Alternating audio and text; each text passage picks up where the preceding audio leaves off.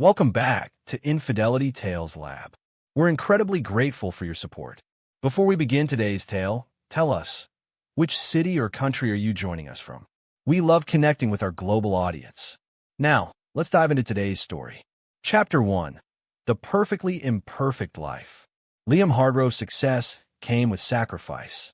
At 42, he stood at the helm of Typhon Security Systems, a company he had built from nothing into the most respected private security firm in the Northeast. His hands, still callous from the years spent in military service before he transitioned to entrepreneurship, drummed idly on his mahogany desk as he stared at the photograph of his wife, Bianca. They had met at a charity gala 15 years ago.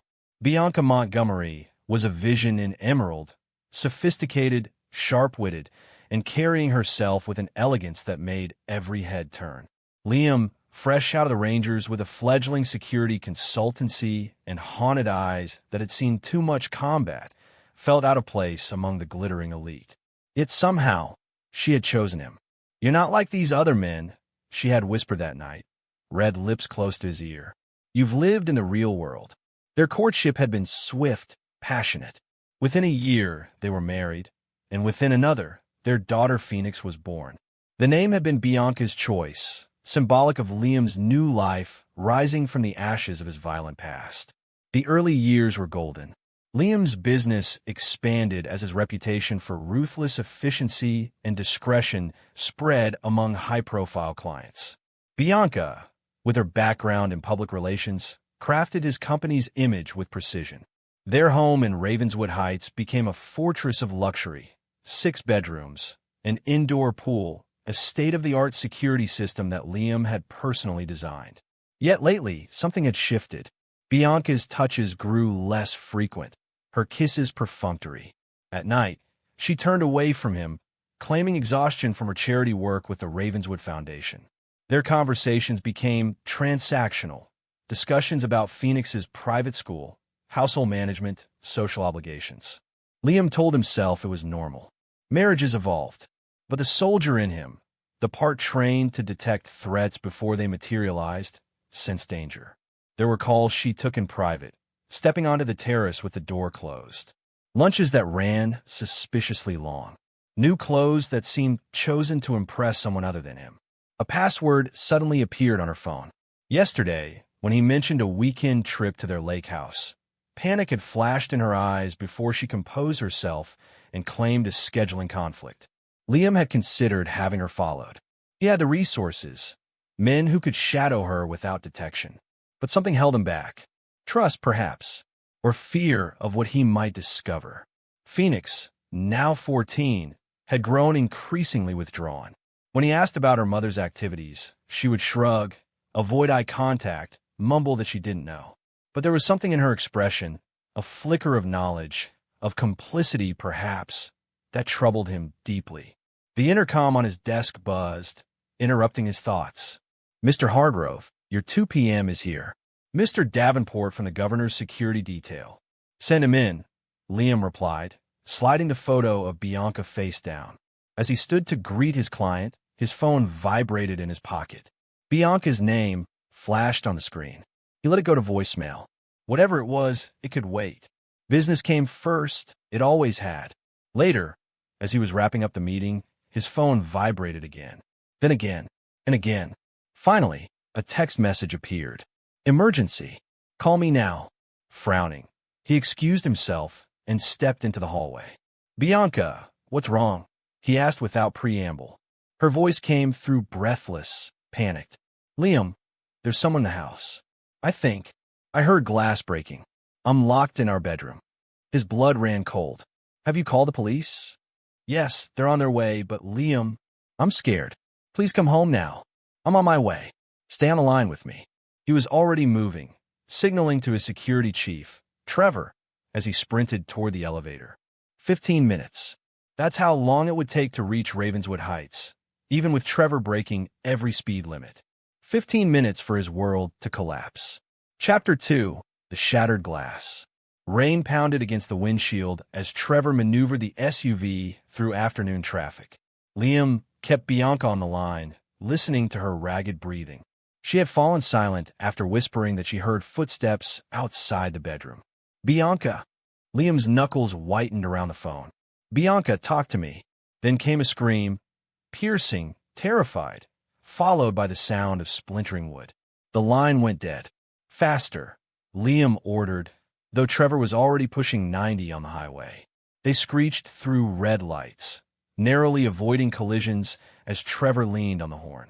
When they finally turned onto the tree-lined street of Ravenswood Heights, Liam's heart plummeted. 3 police cruisers, lights flashing, blocked his driveway. An ambulance stood nearby, its back doors open. Neighbors huddled on their lawns, watching the scene unfold. Trevor hadn't even fully stopped the car when Liam leaped out, sprinting toward his house.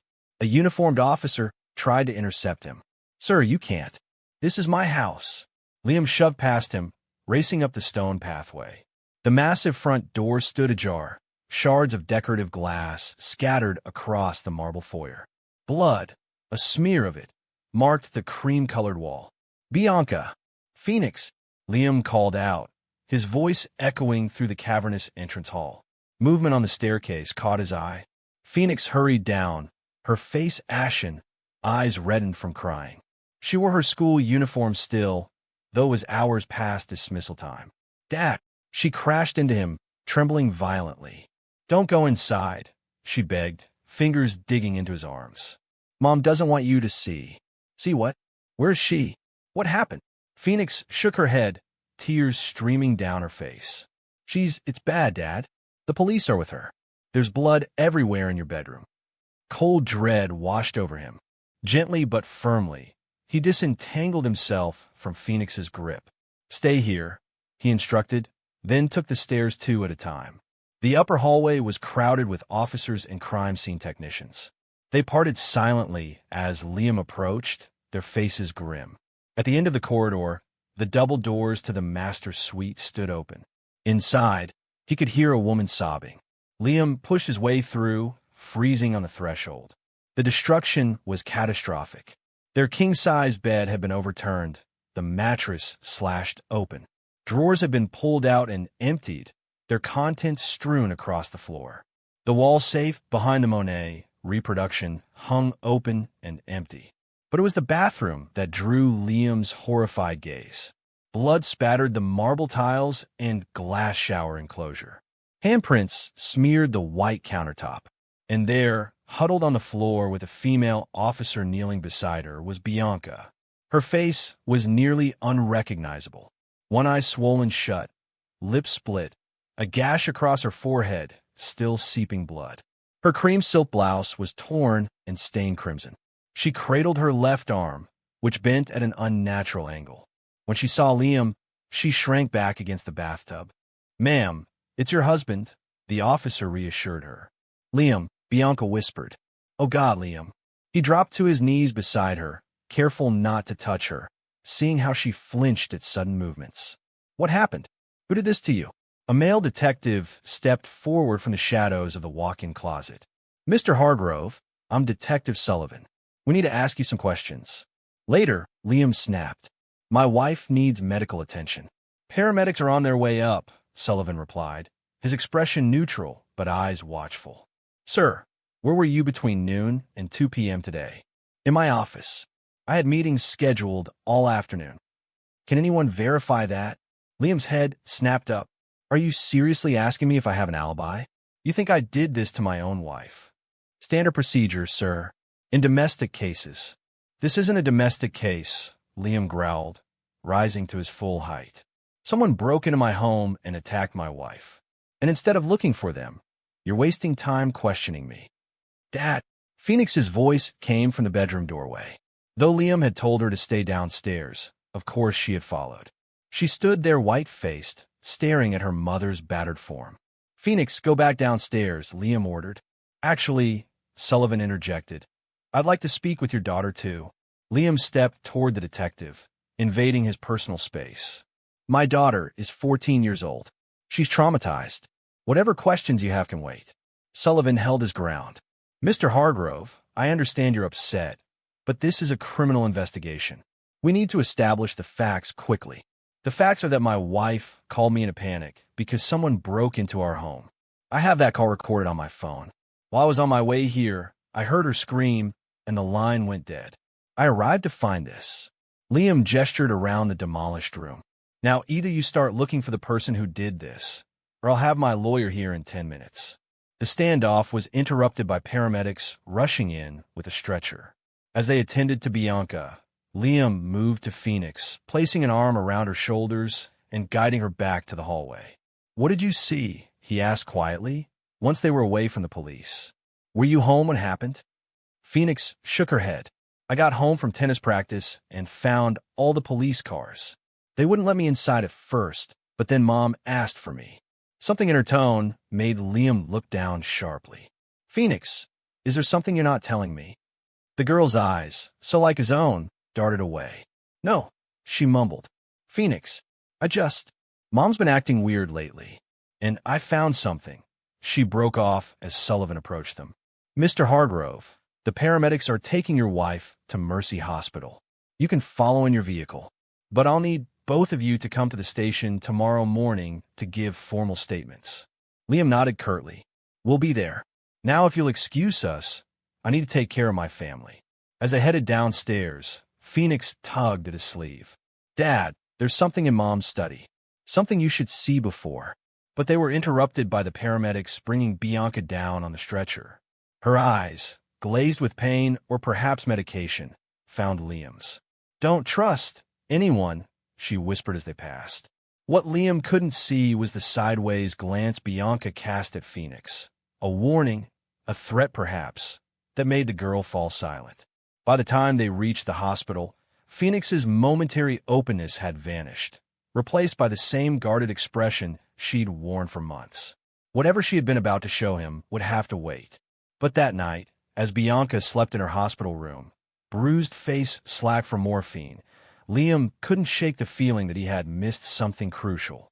Something that would explain the strange disconnect between the violence of the attack and the odd precision of what had been destroyed. Only the master bedroom had been touched. Only his and Bianca's belongings disturbed. The safe, which contained cash, jewelry, and documents, emptied. It looked like a robbery gone wrong. But instinct, the same instinct that had kept him alive through 3 combat tours, told him it was something else entirely. And when he returned home, sending Phoenix to stay with Bianca's sister, Liam intended to discover exactly what that was. Chapter 3: Buried Secrets. The house stood silent, cordoned off with police tape. Liam ducked under it, using his key to enter through the side door. He had convinced Sullivan to let him retrieve some personal items, promising to touch nothing in the master bedroom, where evidence technicians were still processing the scene. But Liam had no intention of keeping that promise. Phoenix's words echoed in his mind. "There's something in Mom's study." Whatever his daughter had tried to tell him had seemed urgent, important. And now she was unreachable, sequestered at her Aunt Cordelia's house, her phone mysteriously turned off. Liam moved through the darkened house with practiced stealth. The damage, he noted, was indeed confined to the upstairs master suite. Nothing else appeared disturbed. Not the valuable art pieces in the living room, not the silver in the dining room cabinet, not even the spare cash he kept in his downstairs office. A very selective burglar, then. He paused at the door to Bianca's study. Unlike the rest of the house, which Liam had allowed an interior designer to furnish in contemporary neutrals, this room reflected Bianca's personal taste. Rich burgundy walls, leather-bound books, antique desk. A sanctum she rarely invited him into. The door was locked. Interesting, since he couldn't remember it ever being locked before. From his pocket, Liam withdrew a small case containing the lock-picking tools he'd used during his military days. Within seconds, the door swung open. Everything appeared normal at first glance. The desk was tidy, pins set aligned perfectly with the leather blotter. Bookshelves organized by author. The crystal decanter of bourbon, her one indulgence, sat half-empty on the credenza. Liam began with the desk, methodically checking each drawer. Tax records, charity correspondence. Nothing unusual until he reached the bottom left drawer. Unlike the others, it was locked. Again, his picks made quick work of it. Inside lay a burgundy leather journal, Bianca's distinctive personal stationery, and beneath it, a burner phone. Liam's jaw tightened. He opened the journal first, flipping through pages of his wife's elegant handwriting. At first, the entries seemed innocuous. Notes about fundraisers, committee meetings, Phoenix's school events. Then about 6 months back, the tone changed. April 17th. Met her for lunch again. He understands me in ways Elle never could. Says I deserve more than being a glorified trophy wife to a man who cares more about his company than his family. May 3rd. Another fight with Elle about Phoenix's summer plans. He insists on that wilderness camp, says it builds character. What it really does is give him 6 weeks without having to pretend to be a father. Texted R afterward. Just hearing his voice calms me. May 29th. R says we could start over somewhere else. Somewhere Elle would never find us. It's tempting, but there's Phoenix to consider. And the money. I've sacrificed too much to walk away empty-handed. Liam's hands were shaking by the time he reached the most recent entries. September 12th. R has a plan. It's dangerous, but possible. We need to make it look like a crime. Elle would never suspect. He's too arrogant to imagine anyone outsmarting him. Phoenix is the wild card. She's been asking questions, watching me. That girl sees too much. October 1st. Everything is set. 2 more weeks, then freedom. R has secured the new identities. The offshore account is ready. By the time Elle realizes what's happened, we'll be ghosts. The final entry was dated yesterday. October 15th, tonight. 2 p.m. R will handle the break-in while Elle is at work. Must remember to use enough force to be convincing. The bruises will heal, but freedom is forever. Only Phoenix worries me. Found her in my study yesterday. Not sure what she saw. Might have to bring her into the plan, willing or not. Cold fury washed over Liam. He picked up the burner phone, powered it on. No password protection. Bianca must have been confident no one would find it. The text messages confirmed everything. Photos exchanged. Explicit messages. Detailed plans for their escape. The contact was saved simply as R. Liam scrolled to the most recent exchange from yesterday morning. R, everything ready? You know what to do. B, yes. I will be in meetings all afternoon. I'll call him to panic once you're done staging the scene. Once he's dealing with police, I'll access the safe deposit box. Meet you at the rendezvous point at 8 p.m. Or what about P? B, working on it. Might need to use the contingency plan. R, no loose ends. B, remember what's at stake. Contingency plan. No loose ends. The implications sent ice through Liam's veins. They weren't just planning to rob him and disappear. They had something in mind for Phoenix if she couldn't be convinced to go along with their scheme. His daughter had tried to warn him, and now she was at her aunt's house, Bianca's sister, who might very well be involved. Liam grabbed the journal and phone, shoving them into his jacket. He needed to get to Phoenix immediately. But first, he had to know who R was.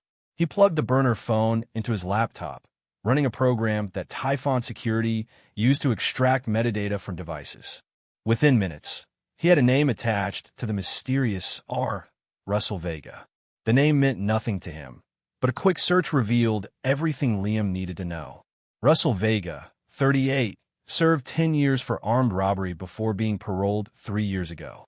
Now working as a personal trainer at Elysium Health Club, where Bianca had been going 5 mornings a week for the past year.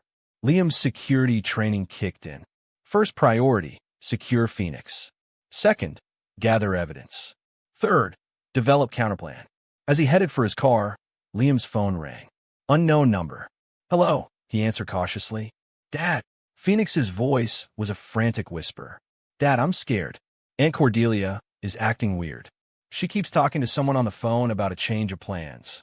And I heard Mom's name. I think they're going to take me somewhere. Where are you now? Liam kept his voice calm despite the alarm bells ringing in his head. Locked in the bathroom. Dad, there's someone else here too. A man. I heard his voice. Listen carefully.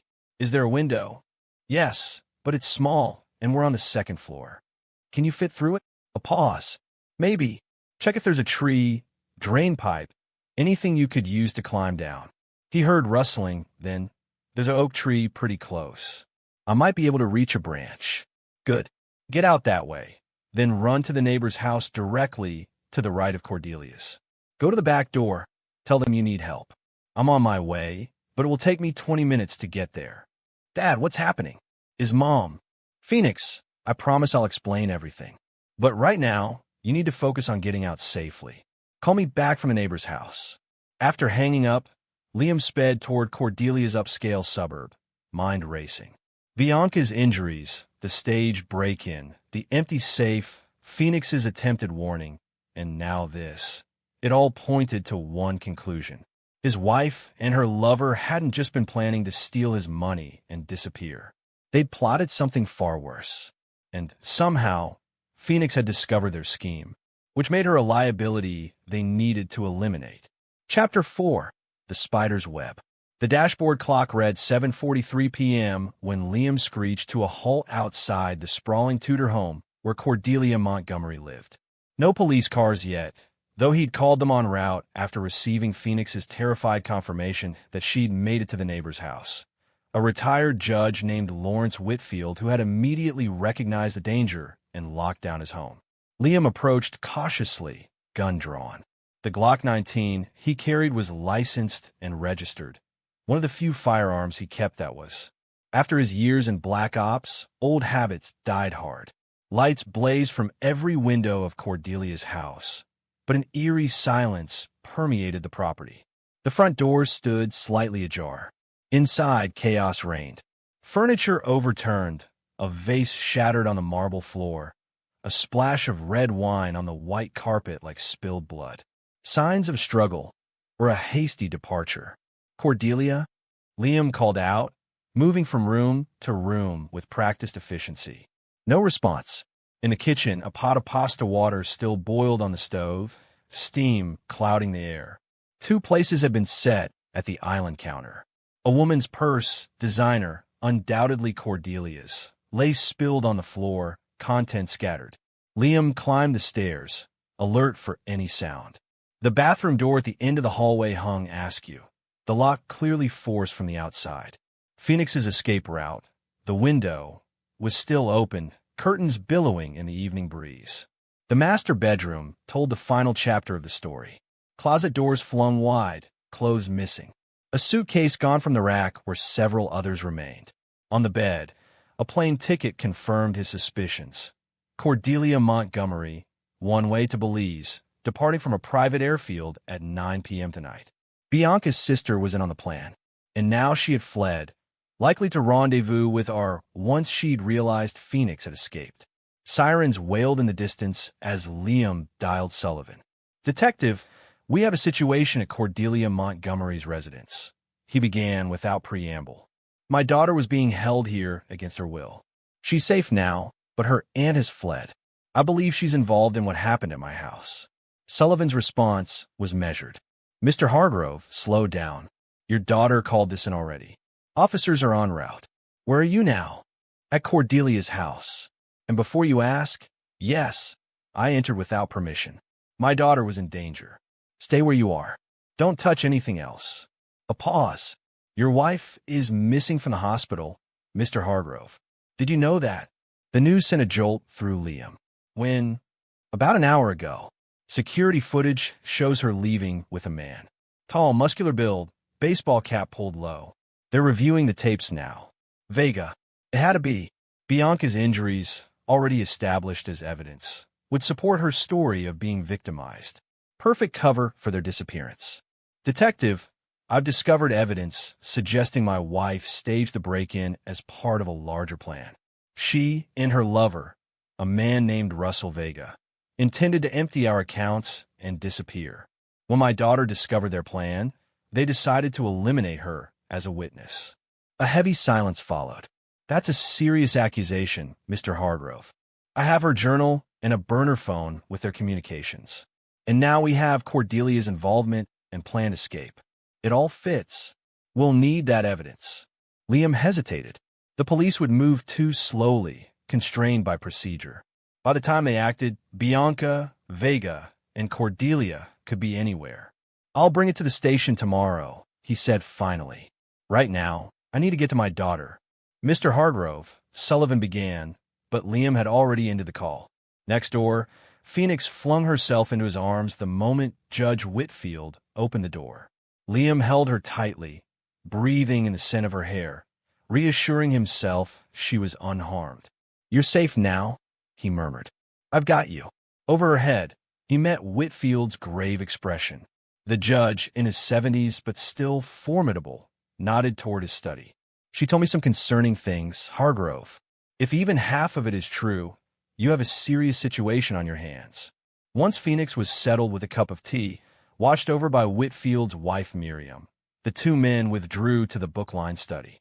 "Your daughter says she found incriminating documents in your wife's computer," Whitfield began without preamble. "Financial transfers, travel arrangements, communications with a man she believes is your wife's lover. According to Phoenix, they've been systematically emptying your accounts for months." Liam's jaw tightened. "Did she say anything about their plans for her?"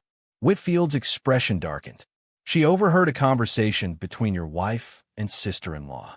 They were discussing a permanent solution to the Phoenix problem. The girl believes they meant to stage an accident, possibly make it appear that she ran away after her mother's attack, then met with foul play." Cold rage washed through Liam. Not just betrayal, not just theft, but a plot against his child. "Their child. I need to keep her safe while I deal with this," Liam said. "You can't go after them yourself," Whitfield warned. "Whatever evidence you have, turn it over to the authorities." Liam's smile was empty of humor. "With all due respect, Judge, you know how this works. By the time the police untangle this web, they'll be long gone with my money.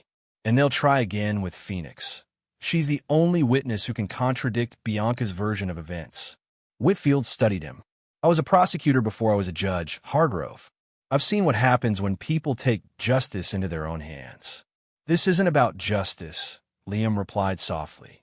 "This is about protecting my daughter and retrieving what's mine." The older man sighed. "At least leave the girl here while you do whatever it is you're planning. Miriam and I can watch over her. Our home security is excellent, and no one would think to look for her here." Relief washed through Liam. "Thank you. That would be ideal." When he returned to the living room, Phoenix sat straight-backed on the couch, her young face set in lines of determination that reminded Liam painfully of himself. "I need to tell you everything," she said before he could speak. "About Mom, about what I found." For the next half hour, Phoenix detailed her discoveries. How she'd grown suspicious of her mother's behavior months ago. How she'd installed a keylogger on Bianca's laptop, a trick she'd learned in a computer science elective. How she'd uncovered emails, bank transfers, plans. "They've taken almost everything, Dad," she finished, voice cracking. "The trust fund you set up for me. Your retirement accounts. Even the emergency cash from the safe room." "Not everything," Liam corrected grimly. "I keep certain assets elsewhere." Phoenix met his eyes. "You're going after them, aren't you?" "Yes." "Good." The word contained a hardness no 14-year-old should possess. "Make them pay." Liam knelt before her, taking her hands in his. "I need you to stay here with the Whitfields. I can't focus on what needs to be done if I'm worried about you." "I know." Phoenix squeezed his hands. "Just promise me something. Anything." Her eyes, mirror images of his own, burned with cold fire. "Don't let Mom come back. Ever. No matter what she says, no matter how sorry she pretends to be. She was gonna let him kill me, Dad. Her own daughter." The word struck Liam like physical blows. He gathered Phoenix into his arms, feeling her thin shoulders shake with suppressed sobs. "I promise," he whispered. "She'll never hurt you again." After Phoenix had fallen asleep in the Whitfields' guest room, Liam returned to his car. From the glove compartment, he retrieved a small metal case containing a phone unlike any consumer model. Military-grade encryption, untraceable. He dialed a number he hadn't used in years. "It's Phantom," he said when the line connected. "I'm calling in my marker." A pause, then a gravelly voice replied. "Location? Watch Hour Pub. 1 hour." Acknowledged. Liam started the engine, mind already shifting into operational mode. What he was about to do would cross lines that couldn't be uncrossed. But for Phoenix, there were no lines he wouldn't cross, no boundaries he wouldn't shatter. Bianca had made a fatal miscalculation. She'd chosen Russell Vega, an ex-con playing at being dangerous, as her escape plan. But she'd forgotten who her husband really was. Not just Liam Hargrove, successful businessman, but Sergeant Liam Phantom Hargrove, the man who had once been the military's most effective hunter of high-value targets. A man who never failed to find what he was looking for, and who never, ever forgave betrayal. Chapter 5. The Hunt Begins. The Watchtower Pub sat on the edge of the industrial district, a nondescript building with blacked-out windows and a clientele that preferred anonymity. Liam entered through the back door, nodding to the massive doorman who recognized him despite the years since his last visit. In the far corner booth, obscured by shadows, waited Dominic the Wraith Reyes, former Delta Force operator, now information broker to a very select clientele. His dark eyes, set in a face mapped with scars, assessed Liam coolly. "Phantom," he greeted, voice like gravel. "Thought you'd gone civilian for good." Liam slid into the booth. "So did I." A glass of whiskey appeared before him, delivered by a waitress who vanished as silently as she'd arrived. "Heard about your situation," Dominic said. "Word travels fast in certain circles." "How much do you know?" "Wife staged a break-in. Plans to disappear with your money and her boyfriend. Tried to eliminate your kid as a liability." Dominic's expression remained neutral. "Pretty standard rich people problems, except for the kid part. That crosses a line." Liam sipped his whiskey. "I need everything you can get me on Russell Vega. Known associates, properties, habits. And I need a location. They're running tonight." Dominic slid a thumb drive across the table. "Already compiled. Your wife's boyfriend isn't as clever as he thinks. Used a burner phone, but connected to his home Wi-Fi. Rookie mistake. And private airfield outside Carson City. Charter flight to Belize departing at 11 p.m. From there, ferry to a private island off Honduras. Untraceable funds, new identities, the works." Liam's eyes narrowed. "That's sophisticated for an ex-con personal trainer." "Because he's not just a personal trainer." Dominic tapped the thumb drive. "Russell Vega is an alias. Real name, Russell Volkov. Former FSB operative who went private sector. Specializes in helping wealthy people disappear. Usually those running from legal troubles." "A professional ghost maker," Liam murmured. "Exactly. And he doesn't come cheap. Your wife must have been siphoning money for months to afford his services." The pieces clicked into place. Bianca's increased charity work. The frequent trips to fundraisers in other cities. The new friends Liam had never met. "There's more," Dominic continued. "Volkov has a pattern. He helps his clients disappear, lets them enjoy their new lives for a few months, then eliminates them and takes the remainder of their assets. Your wife wouldn't have survived to see Christmas." A cold smile touched Liam's lips. "So, I'd be doing her a favor by stopping her now. If you want to look at it that way." Dominic leaned forward. "But here's the thing, Phantom. Volkov isn't a trainer playing gangster. He's killed 17 people that intelligence agencies know about. Probably twice that they don't. You're good, one of the best I've worked with, but you've been out of the game for 15 years. Are you saying I can't handle him?" Dominic's scarred face remained impassive. "I'm saying you shouldn't go alone. I've assembled a team. 3 operators, all vetted, all with reasons to hate Volkov. They're on standby." Liam considered the offer. Additional personnel would increase his chances of success, but also complicate the operation. And what he planned to do once he found Bianca and Volkov wouldn't bear witnesses. "No team," he decided. "Just gear. I'll need specialized equipment." Dominic nodded, unsurprised. "The quartermaster is expecting you. Everything you requested is ready." As Liam rose to leave, Dominic caught his arm. "One more thing. Your wife's sister, Cordelia, found dead in her car at a rest stop 30 miles east. Single shot to the head, execution style. Volkov's cleaning house." The news should have shocked Liam, but he felt only a cold certainty. He's eliminating loose ends. And the biggest loose end is your daughter. If I could find your wife's plans this easily, so can Volkov. He knows Phoenix is a threat. He'll come for her. She's secure for now. By the time he could reach her, this will be over. Liam's voice hardened. "Where will I find the quartermaster?" "Same place. The old munitions factory on Blackwater Road." Dominic slid a key across the table. "Warehouse 3. You have 2 hours before he moves locations. As Liam turned to go, Dominic added, remember who you're dealing with, Phantom. Volkov isn't just dangerous because he's skilled. He's dangerous because he has nothing to lose. Men like that don't fight fair. Neither do I, Liam replied. Not anymore. 90 minutes later, Liam stood in a cavernous warehouse filled with shipping containers. The man known only as the quartermaster, a former military logistics specialist who now supplied equipment to private military contractors and others with the right connections, watched impassively as Liam inspected the gear laid out on a steel table. Everything's untraceable, the quartermaster confirmed. Clean weapon, custom ammunition. Ballistics won't match any database. Comms equipment is military-grade, encrypted. Vehicle has diplomatic plates. You'll be invisible to traffic systems. Liam examined the modified Sig Sauer, checking its weight and balance. The rest of the package? The quartermaster gestured to a metal briefcase. Surveillance equipment, tactical gear, medical supplies. The special items you requested are in the lower compartment. I don't need to tell you to be careful with those. No, you don't. Liam transferred the equipment to a nondescript duffel bag. What do I owe you? Dominic settled the account. Said it was partial payment for an old debt. Liam nodded. Some debts could never be fully repaid. As he loaded the equipment into the matte black SUV parked at the warehouse's rear exit, his encrypted phone vibrated. A message from Dominic. Target on move. Private airstrip. 3 vehicles, heavily armed escort. Your window is closing. Liam checked his watch.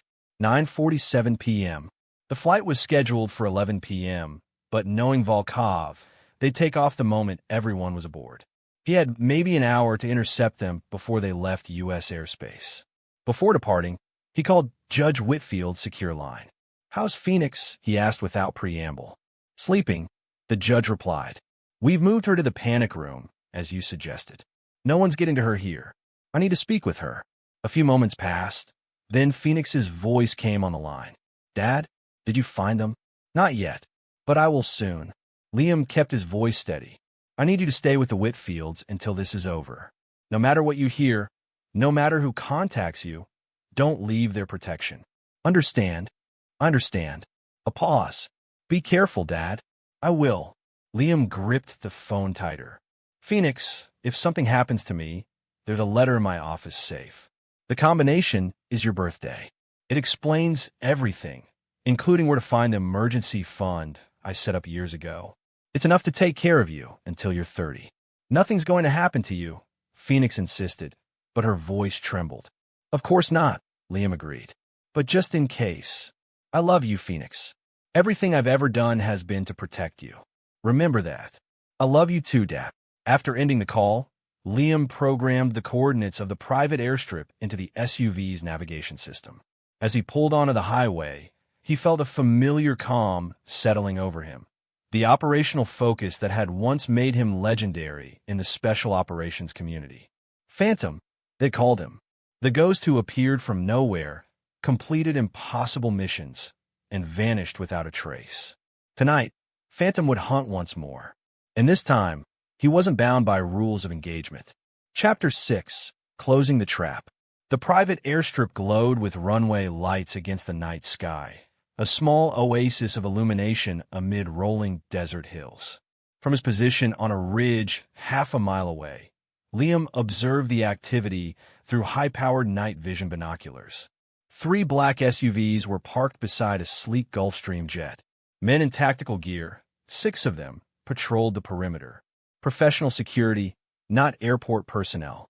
Their movements displayed military precision. Volkov wasn't taking chances. The jet stairs were down, cabin lights blazing. Through an open door, Liam glimpsed movement inside, preparations for imminent departure. He scanned the vehicles, searching for Bianca. There, a flash of platinum blonde hair as a figure emerged from the middle SUV. Even at this distance, Liam recognized his wife's graceful movements. Her left arm was in a sling, the same injury she'd sustained during the break-in she had staged. Behind her strode a tall man with the powerful build of someone who maintained combat readiness. Volkov. One hand rested possessively on Bianca's lower back. The other held a satellite phone to his ear. Liam's jaw tightened as he watched his wife lean into Volkov's touch. Her face turned up to his in a gesture of intimacy that sent cold rage through Liam's veins. He forced the emotion down. Anger led to mistakes. And tonight, he couldn't afford any. Through his earpiece, he could hear the chatter of Volkov's security team, their communications intercepted by the advanced equipment the quartermaster had provided. Perimeter secure. Weather conditions optimal for takeoff. ETA to departure, 20 minutes. Less time than Liam had anticipated. He would need to move quickly. The direct approach was suicide. 6 trained operators plus Volkov himself. Even with the element of surprise, those weren't survivable odds. But Liam hadn't survived 3 tours in the world's deadliest combat zones by fighting fair. From his position, he activated a small drone, launching it into the night sky. The device, no larger than a sparrow and silent as an owl's flight, transmitted thermal imaging to Liam's tablet. Now he could see heat signatures inside the buildings and aircraft. 2 pilots in the cockpit. A single figure, likely a flight attendant, moving about the cabin. Bianca and Volkov now boarding, followed by 2 guards. The remaining 4 security personnel continued their patrol outside. Liam reached into his equipment bag, retrieving several small devices. Each resembled a river stone, dark and unremarkable. Remote detonated EMP charges, powerful enough to disable electronics within a 30-foot radius without causing physical destruction. With practiced precision, he programmed the drone's flight path.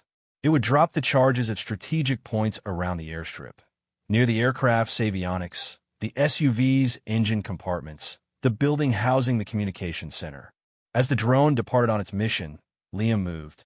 Clad in black tactical gear, he descended the ridge, using natural cover to approach the airstrip's western boundary, the least patrolled sector, according to the thermal imaging.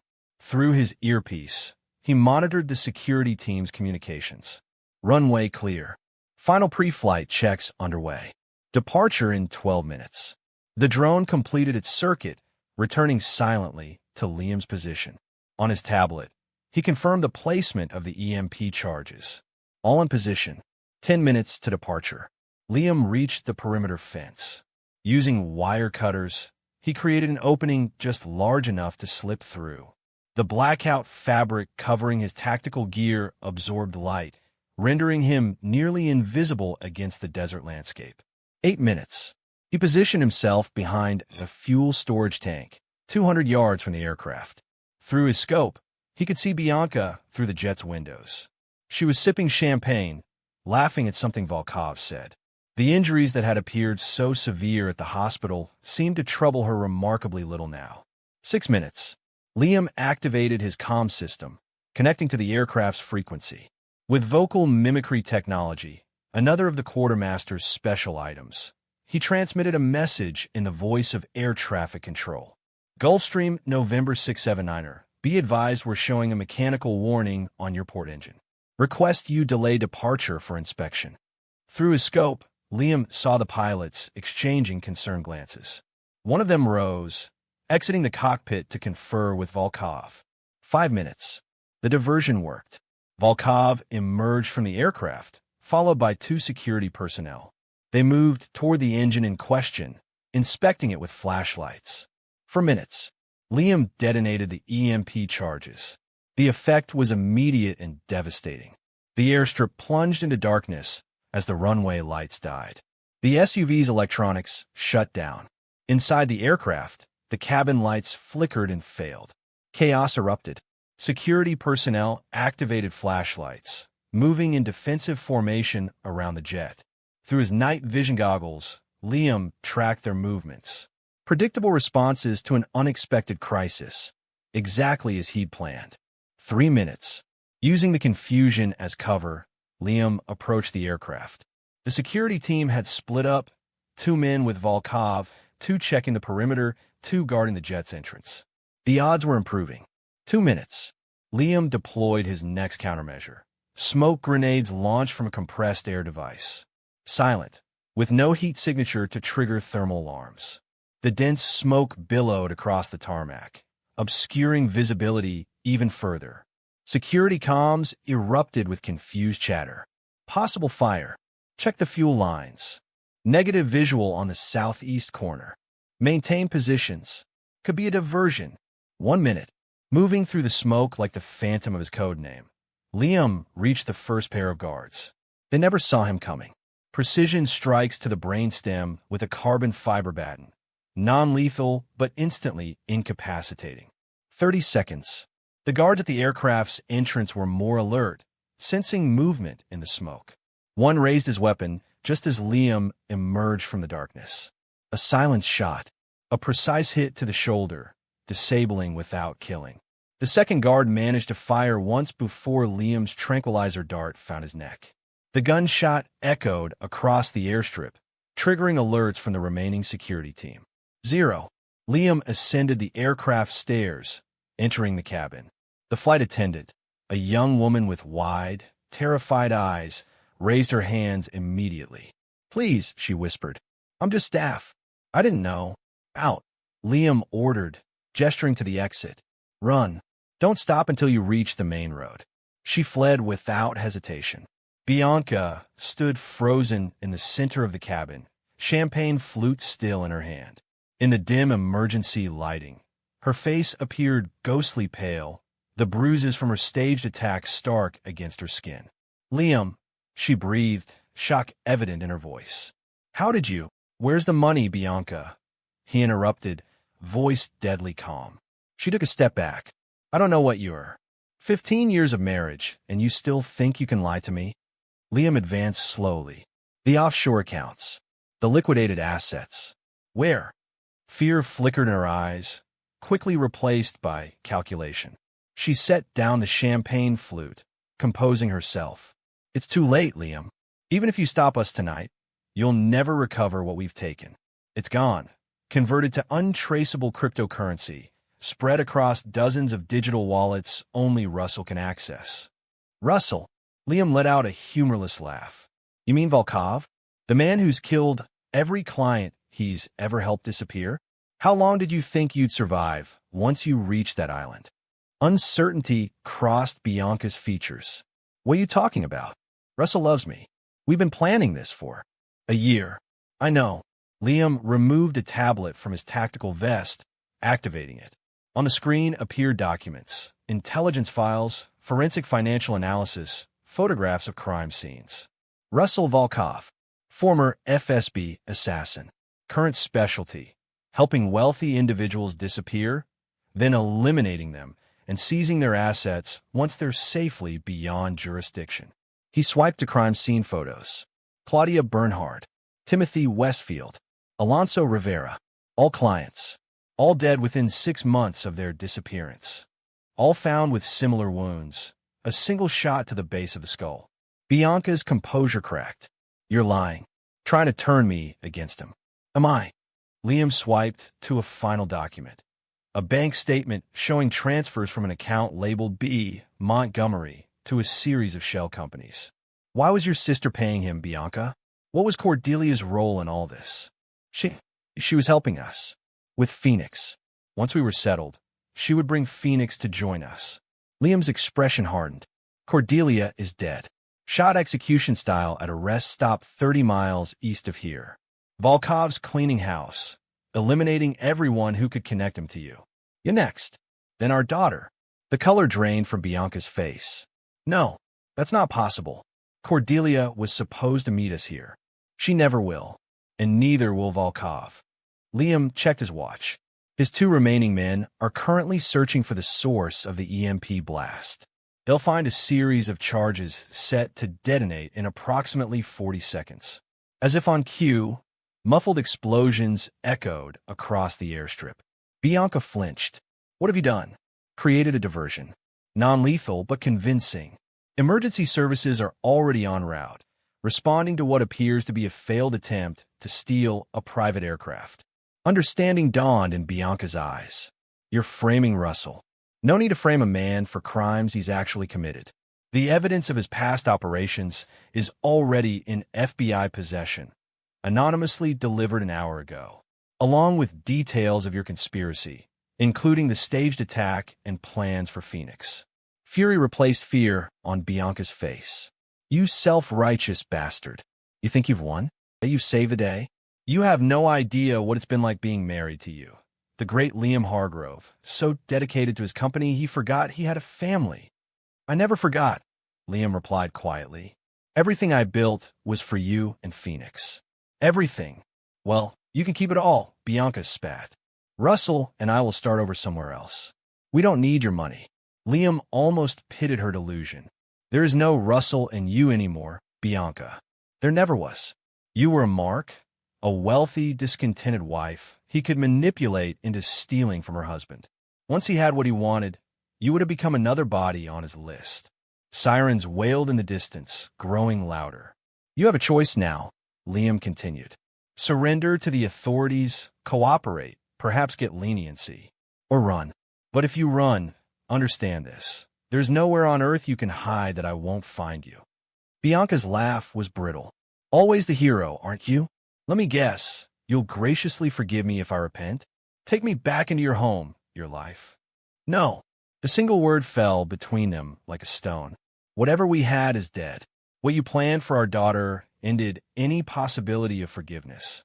I'm offering you a chance at survival, nothing more. The shock in Bianca's eyes suggested she had indeed expected clemency. 15 years of marriage, and she had never truly known him. The authorities will be here in 2 minutes, Liam said, checking his watch again. Make your decision. And what about Russell? Bianca demanded. Where is he in all this? Liam's expression remained impassive. Mr. Volkov is otherwise engaged. By morning, he'll be in federal custody or dead. His choice. The confidence in Liam's voice made Bianca step back. For the first time, real fear showed in her eyes. Not fear of consequences, but fear of the man before her. This wasn't the successful businessman she had married. This was someone else entirely, someone dangerous. Who are you? She whispered. Liam smiled, a cold expression that never reached his eyes. Someone who protects what's his. Something you and Volkov should have considered before threatening my daughter. The sirens were very close now. Red and blue lights flashed at the entrance to the airstrip. Liam moved toward the exit. Time's up, Bianca. Choose. He descended the aircraft stairs without looking back. By the time the authorities stormed the airstrip, Phantom had already vanished into the desert night, leaving behind a carefully crafted scene. A private jet, a traumatized woman with a decision to make, and enough evidence to put Russell Volkov away for multiple lifetimes. Phase 1 of Liam's plan was complete. But Volkov himself remained at large, having slipped away during the initial confusion. The real hunt was just beginning. Chapter 7. Retribution. 3 days after the airport incident, Liam sat in a secluded booth at the Harbor View restaurant overlooking the marina. Through the window, he watched sunset paint the water gold and crimson, colors that reminded him of fire and blood.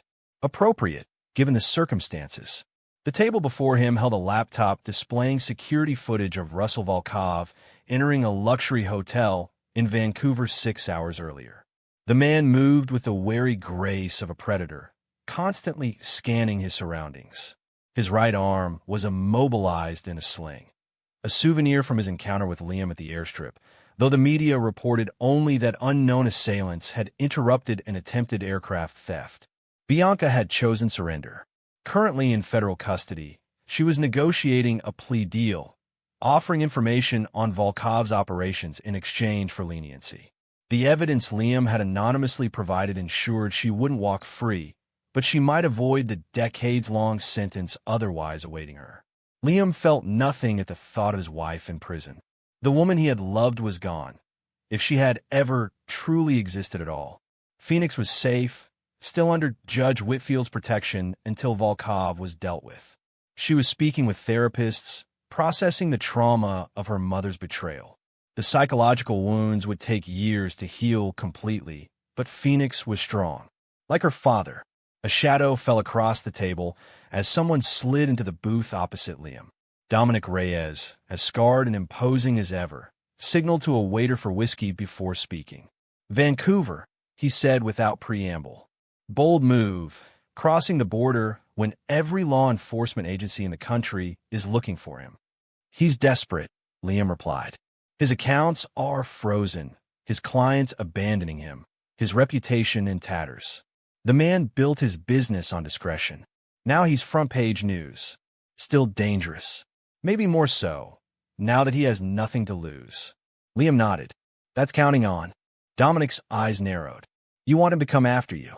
It's the quickest way to end this. Phoenix remains at risk as long as he's free. And Volkov knows his only path to rebuilding his life is eliminating everyone who can connect him to his crimes. Starting with you and your daughter. Dominic accepted the whiskey from the waiter, waiting until they were alone again before continuing. You're using yourself as bait. I'm using myself as a trap, Liam corrected.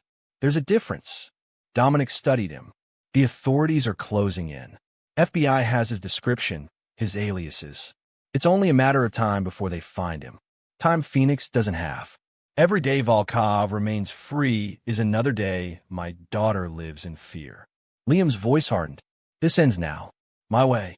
And what way is that exactly? Instead of answering, Liam turned the laptop to show a different screen. Architectural plans for a modernist mansion perched on a cliffside overlooking the Pacific. My property on the Olympic Peninsula, he explained. Isolated. Defensible.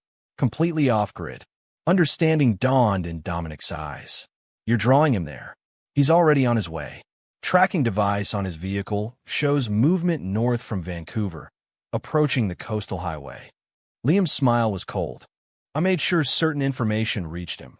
Rumors that Phoenix and I are hiding at the house, away from federal protection. That's suicide phantom. Even injured, Volkov won't come alone. He'll bring a team, professionals heavily armed. I'm counting on that too. Liam closed the laptop. I need one more thing from you. Dominic sighed. Name it. Phoenix's security. Judge Whitfield is an excellent temporary guardian. But if this goes wrong, I need someone who can protect her long-term. Someone with the right connections, the right skills. You're talking about a lifetime commitment. Yes. Dominic was quiet for a long moment. We served together for 6 years. You saved my life in Kandahar, and again in that hellhole in Myanmar. I wouldn't be sitting here if not for you. He drained his whiskey. If it comes to that, Phoenix will never want for protection. You have my word. Relief washed through Liam. He reached into his jacket, withdrawing an envelope. Legal documents. Makes you her guardian if I don't return. Access to certain accounts. Clean money. Untraceable. Dominic accepted the envelope without looking at its contents. You're not going to die out there, Phantom. That's not how your story ends. Maybe not. But if it does, Liam's eyes were steady. Make sure Phoenix knows I did this for her. That everything was for her. She'll know. Dominic extended his hand across the table. Good hunting. They shook. A warrior's grip, firm and final. As Dominic departed, Liam lingered, watching darkness claim the harbor. Night was falling earlier now, as autumn deepened toward winter. Soon the cliffside house would be wrapped in the region's characteristic fog. Perfect conditions for what he had planned. His phone vibrated with a message from one of the motion sensors he'd placed along the approach to the property. A vehicle had triggered the first perimeter alert, still miles from the house, but definitely on the private access road. Volkov had taken a bait. Liam left cash on the table and departed through the restaurant's kitchen, avoiding security cameras. Within minutes, he was driving north along the coastal highway, race against time to reach the house before his quarry. The cliffside property appeared abandoned when Liam arrived. No lights, no sign of habitation. To casual observation, it was merely another wealthy recluse's vacation home, shuttered for the season. But appearances were deceiving. Over the past 48 hours, Liam had transformed the modernist glass and steel structure into an elaborate trap. Every entrance was rigged, every room prepared. The security system, originally designed to keep intruders out, had been modified to ensure that once inside, no one would leave without Liam's permission. From the concealed command center in what had once been a wine cellar, Liam monitored the approach. 2 SUVs, moving cautiously up the winding cliff road. Thermal imaging showed 8 heat signatures, Volkov plus 7 operatives. More than Liam had anticipated, but still manageable. He activated the property's defense protocols. External lighting systems disabled. Communication jammers engaged. The smart glass throughout the house polarized to complete opacity, preventing any visual reconnaissance of the interior. The vehicles stopped half a mile from the main gate. The team would proceed on foot, standard tactical approach. Through high-powered surveillance cameras, Liam watched them deploy. Professional formation, night vision equipment, assault weapons. Not local talent. These were imported specialists, likely Eastern European, based on their movements and gear configuration. Liam's lips curved in a predatory smile. Volkov was taking no chances, assembling a kill team worthy of his former FSB connections. It would make his downfall all the more satisfying. The tactical frequency scanner picked up their communications, encrypted but easily broken by the military-grade decryption software Liam had installed. Approach in pairs. Alpha Team takes the main entrance. Bravo circles to the terrace. Charlie secures the perimeter. Delta maintains overwatch from the tree line. Volkov's voice, recognizable from recordings Liam had studied, came through clearly. Remember, we need confirmation. I want visual on both targets before extraction. The girl is priority for leverage. The father is expendable. Liam's hands tightened on the console. The reminder of what these men intended for Phoenix hardened his resolve. Tonight would end only one way. He reached for the equipment he'd prepared. Not the conventional weapons these men would expect. Guns, explosives, the usual security measures of a wealthy man. But the tools of a specialist who had once hunted the world's most dangerous targets through environments far more hostile than this. Tactical suit with built-in temperature regulation to mask his heat signature. Specialized contact lenses that enhanced night vision without the telltale glow of traditional goggles. A communications rig that would allow him to mimic any voice it recorded. Phantom was going hunting. He activated the first countermeasure as the Alpha Team approached the main entrance. Hidden speakers throughout the surrounding forest began to emit infrasound, frequencies below human hearing that nonetheless created feelings of dread and disorientation. Through body cameras sewn into the tactical gear of the intruders, technology reverse-engineered from military prototypes, Liam watched the psychological effect take hold. Elevated heart rates, micro-expressions of anxiety. One man repeatedly checking over his shoulder, convinced he was being watched. They were being watched, just not from where they expected. Alpha Team reached the main entrance. Their breaching specialist attached shaped charges to the reinforced door, far more explosive power than necessary, betraying nervousness. The detonation was controlled, professional. As smoke cleared, men entered the foyer in tactical formation, weapons raised. Liam allowed them to advance into the house, monitoring their movements through the surveillance system. When they reached the great room with its panoramic ocean views, he triggered the second countermeasure. The smart glass windows, previously opaque, suddenly cleared, revealing the dizzying drop to jagged rocks hundreds of feet below. Simultaneously, the floor, actual solid stone, projected an illusion of cracking, giving way beneath their feet. The psychological impact was immediate. Two operators instinctively leaped backward. One fired reflexively at the floor, wasting precious ammunition. The fourth maintained better discipline, but was momentarily disoriented, long enough for Liam to isolate him. From a hidden access panel, Liam entered the ventilation system that honeycombed the house. Moving silently through spaces designed for his frame, he positioned himself above the disoriented operator. A precisely thrown blade severed the man's radio cord. Before he could react, a second blade found the soft tissue behind his knee. As he crumpled, Liam dropped from the ceiling, catching him before he could cry out and dragging him back into the ventilation shaft.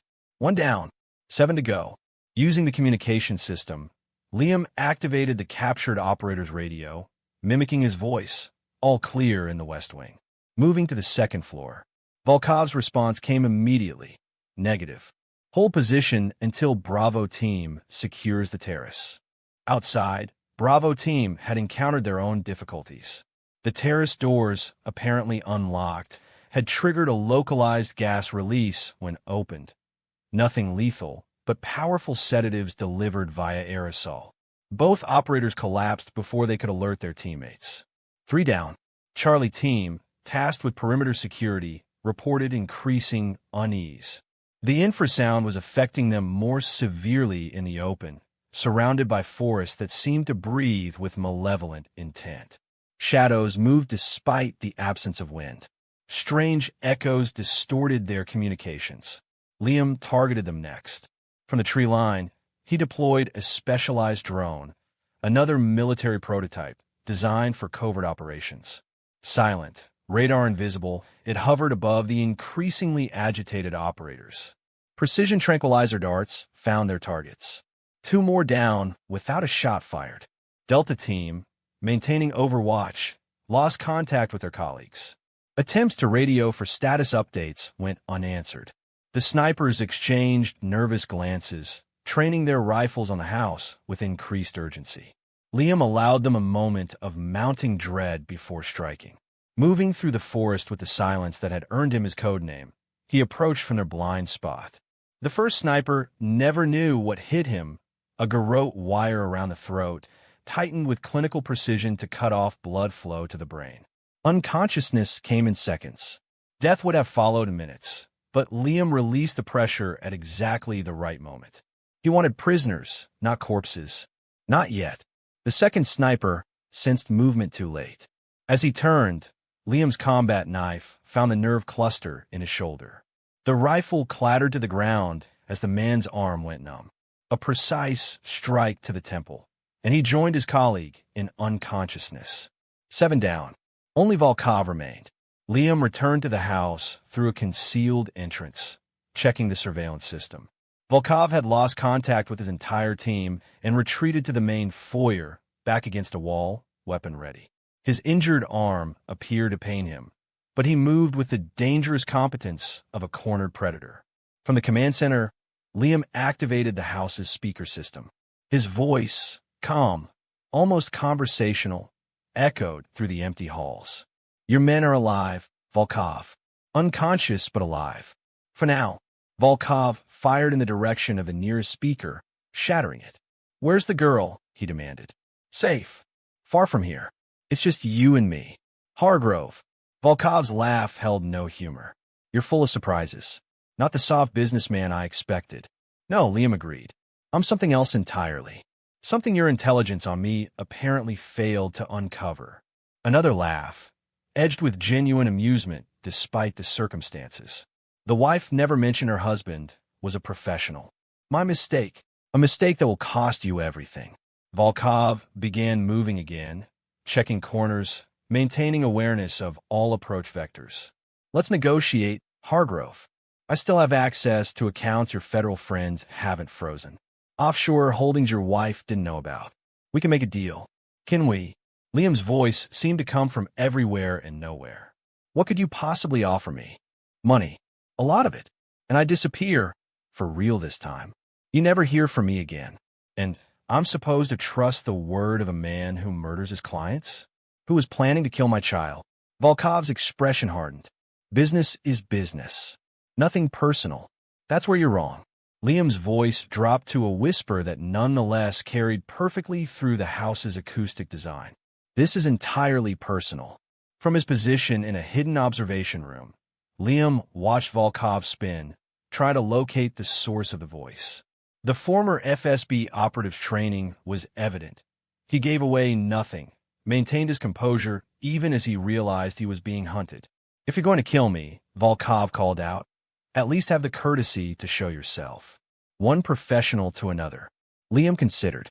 The tactical advantage lay in remaining hidden, wearing Volkov down psychologically until he made a mistake. But there was something to be said for looking into the eyes of the man who had conspired to destroy everything Liam cared about. Decision made, Liam activated the final countermeasure. A localized EMP that would disable Volkov's weapon without affecting the house's systems. As the pulse triggered, Volkov's rifle went dead in his hands. He discarded it immediately, drawing a sidearm that had been shielded from the pulse by his body. Too late. Liam emerged from a concealed door directly behind him, combat knife already in motion. The blade bit deep into Volkov's gun hand, forcing him to drop the weapon. Volkov whirled, surprisingly fast despite his injuries. A combat knife appeared in his own hand, a match pair to the one Liam had just used, taken from one of his fallen operatives. Finally, Volkov grinned, blood dripping from his wounded hand. Let's settle this like men. Liam circled warily. Volkov was injured but dangerous, the kind of operator who improved under pressure, thrived in life-or-death situations. They engaged in a lethal dance, blades flashing in the dim light. Volkov favored his wounded side, but compensated with vicious efficiency. A cut appeared on Liam's forearm, then another across his ribs. But Volkov was bleeding too, a deep slash across his thigh, another along his collarbone. You're good, Volkov acknowledged, breathing heavily. Military? Special forces? Something like that, Liam replied, maintaining pressure, forcing Volkov to expend energy defending. American? British? You move like Spetsnaz, but the technique is wrong. Liam said nothing, conserving breath. Volkov was trying to distract him, create an opening. Doesn't matter, Volkov continued. Whoever trained you did a good job. But I've been doing this longer, Hargrove, and I'm simply better. He lunged suddenly, a feint followed by a vicious upward strike aimed at Liam's throat. But Liam had anticipated the move, stepping inside Volkov's guard and driving his own blade into the assassin's side. Not a killing blow, but a disabling one. Volkov staggered back, free hand pressed to the wound. Fuck, he gasped, genuine surprise in his eyes. Who the hell are you? The man whose family you threatened, Liam replied. The man who's going to make you regret ever meeting my wife. Understanding dawned in Volkov's eyes. The wife was just business. The girl was collateral. Nothing personal, like I said. Everything about family is personal. Liam advanced implacably. You should have done better research before targeting mine. Before targeting Phoenix. The daughter? Volkov laughed despite his pain. She was never in danger. Your wife wouldn't allow it. Liam paused. Explain. Bianca drew the line at the girl. Our plan was to take her with us. New identity, new life. Your wife was many things, Hargrove, but she wouldn't harm her own child. You're lying. Liam's voice hardened. I read the messages. Heard the recordings. No loose ends. The contingency plan for Phoenix. Volkov shook his head. The contingency was taking her, without her consent, if necessary. Drugged, if needed, until she adjusted to the new reality. He grimaced as blood seeped between his fingers. Your wife was ambitious, greedy, but not a monster. Unlike me. Unlike you. The revelation struck Liam like a physical blow. Was it possible? Had he misinterpreted the evidence, allowed his fears for Phoenix to color his understanding? No. Phoenix herself had overheard their plans for a permanent solution to the Phoenix problem. Judge Whitfield had confirmed it. Nice try, Liam said coldly. But I know what you plan for my daughter. Volkov's smile was bloody. And what do you plan for me, Hargrove? Going to execute me? Become what you think I am? No. Liam lowered his knife. I'm going to let justice take its course. Relief flickered across Volkov's features, quickly replaced by suspicion. The authorities? After all this, you're turning me in? Not exactly. Liam stepped back, pressing a concealed button on the wall. The floor-to-ceiling windows that dominated the far wall suddenly cleared, revealing a group of men on the terrace outside. Men in tactical gear, bearing a distinctive insignia. The Russian Federal Security Service. Volkov's face drained of color. No, not them. Your former employers have been looking for you for a long time, Russell. Apparently, they take exception to operatives who go rogue, selling state secrets to finance their new careers. They were quite interested when I reached out with your location. You can't do this, Volkov whispered. You don't understand what they'll do to me. I understand precisely what they'll do. Liam's voice was without mercy. A much slower death than I would have given you. One you've earned many times over. The terrace door slid open. The FSB team entered with disciplined precision, weapons trained on Volkov. Hargrove, Volkov pleaded, desperation replacing his earlier confidence. For God's sake, a bullet. Give me that much. No. Liam stepped aside as the Russian operatives secured Volkov. You plan to take everything from me. My wealth, my daughter, my life. Now I'm taking everything from you. Starting with hope. Liam nodded to the FSB team leader, who triggered a remote device. The house's security system reset, freeing Volkov's unconscious team from their various restraints and sedation. Your men will wake in approximately 30 minutes, Liam explained. They'll find themselves unharmed, with transportation waiting to take them to the Canadian border. Their weapons have been disabled and ID chips installed in their equipment. If they ever enter U.S. territory again, every federal agency will know immediately. Volkov, now secured in FSB custody, managed one final, hate-filled glare. This isn't over, Hargrove. Yes, Liam replied softly. It is. As the FSB team departed with their prize, Liam stood alone in the shattered remnants of the home he had built. A home that, like his marriage, had been revealed as little more than an elaborate facade. Tomorrow, it would begin again. With Phoenix. Without Bianca. A new life built on truth rather than illusion. But tonight, he allowed himself to remember who he truly was. Not just Liam Hargrove, successful businessman and devoted father, but Phantom, the hunter who always found his prey. Chapter 8. Shattered Reflections. 6 weeks after Volkov's capture, Liam sat across from Phoenix in the sun-drenched breakfast nook of their new home. The property, a renovated farmhouse on 20 acres of rolling woodland outside of Portland, bore no resemblance to their former modernist mansion. Here, warmth replaced cold elegance. Security remained state-of-the-art, but invisible, integrated so seamlessly into the rustic structure that even Liam sometimes forgot it was there. Almost. Phoenix looked up from her tablet, where she'd been reviewing college applications despite being only 14. After everything that had happened, she seemed determined to accelerate her future, to push forward rather than dwell on the past. MIT's early admission program wants my advanced mathematics scores by February, she said. Do you think I should wait another year? Liam studied his daughter. The past months had changed her, hardened something behind her eyes, straightened her posture. She carried herself differently now. More like him. There's no rush, he replied carefully. You have plenty of time to decide. Phoenix's fingers tapped restlessly against the tablet case. I want to move forward. Build something new. As with most of their conversations lately, the unspoken hung heavy between them. Build something new from the ashes of what Bianca had destroyed. Liam's phone vibrated with an incoming call. Sullivan's name flashed on the screen, the detective who had investigated the original break-in and now served as their FBI liaison. Liam excused himself, stepping onto the back porch to take the call.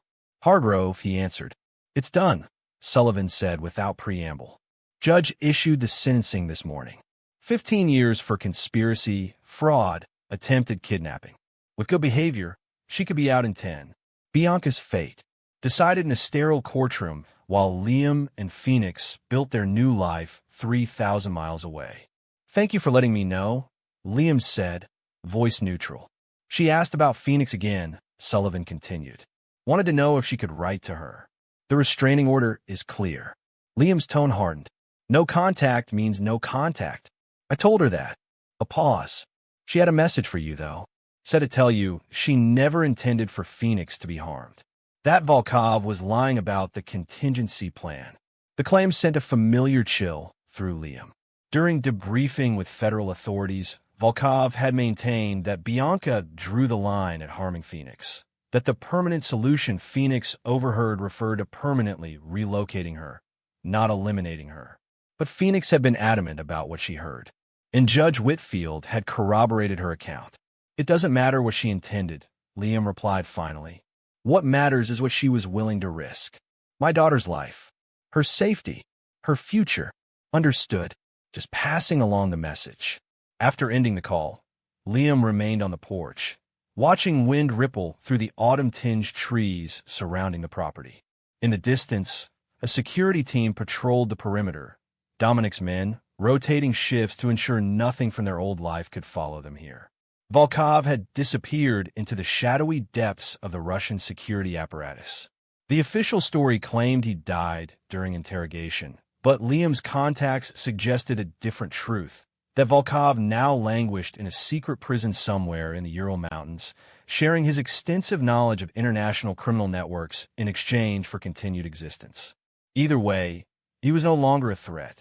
Bianca was incarcerated in a medium-security federal facility in Arizona, as far from Portland as the system could place her. Her assets had been seized, her reputation destroyed. The glamorous socialite now wore prison khaki, her platinum hair growing out to its natural sandy brown, her manicured hands roughened by institutional labor. Justice had been served, swift and comprehensive. Yet Liam found no satisfaction in it.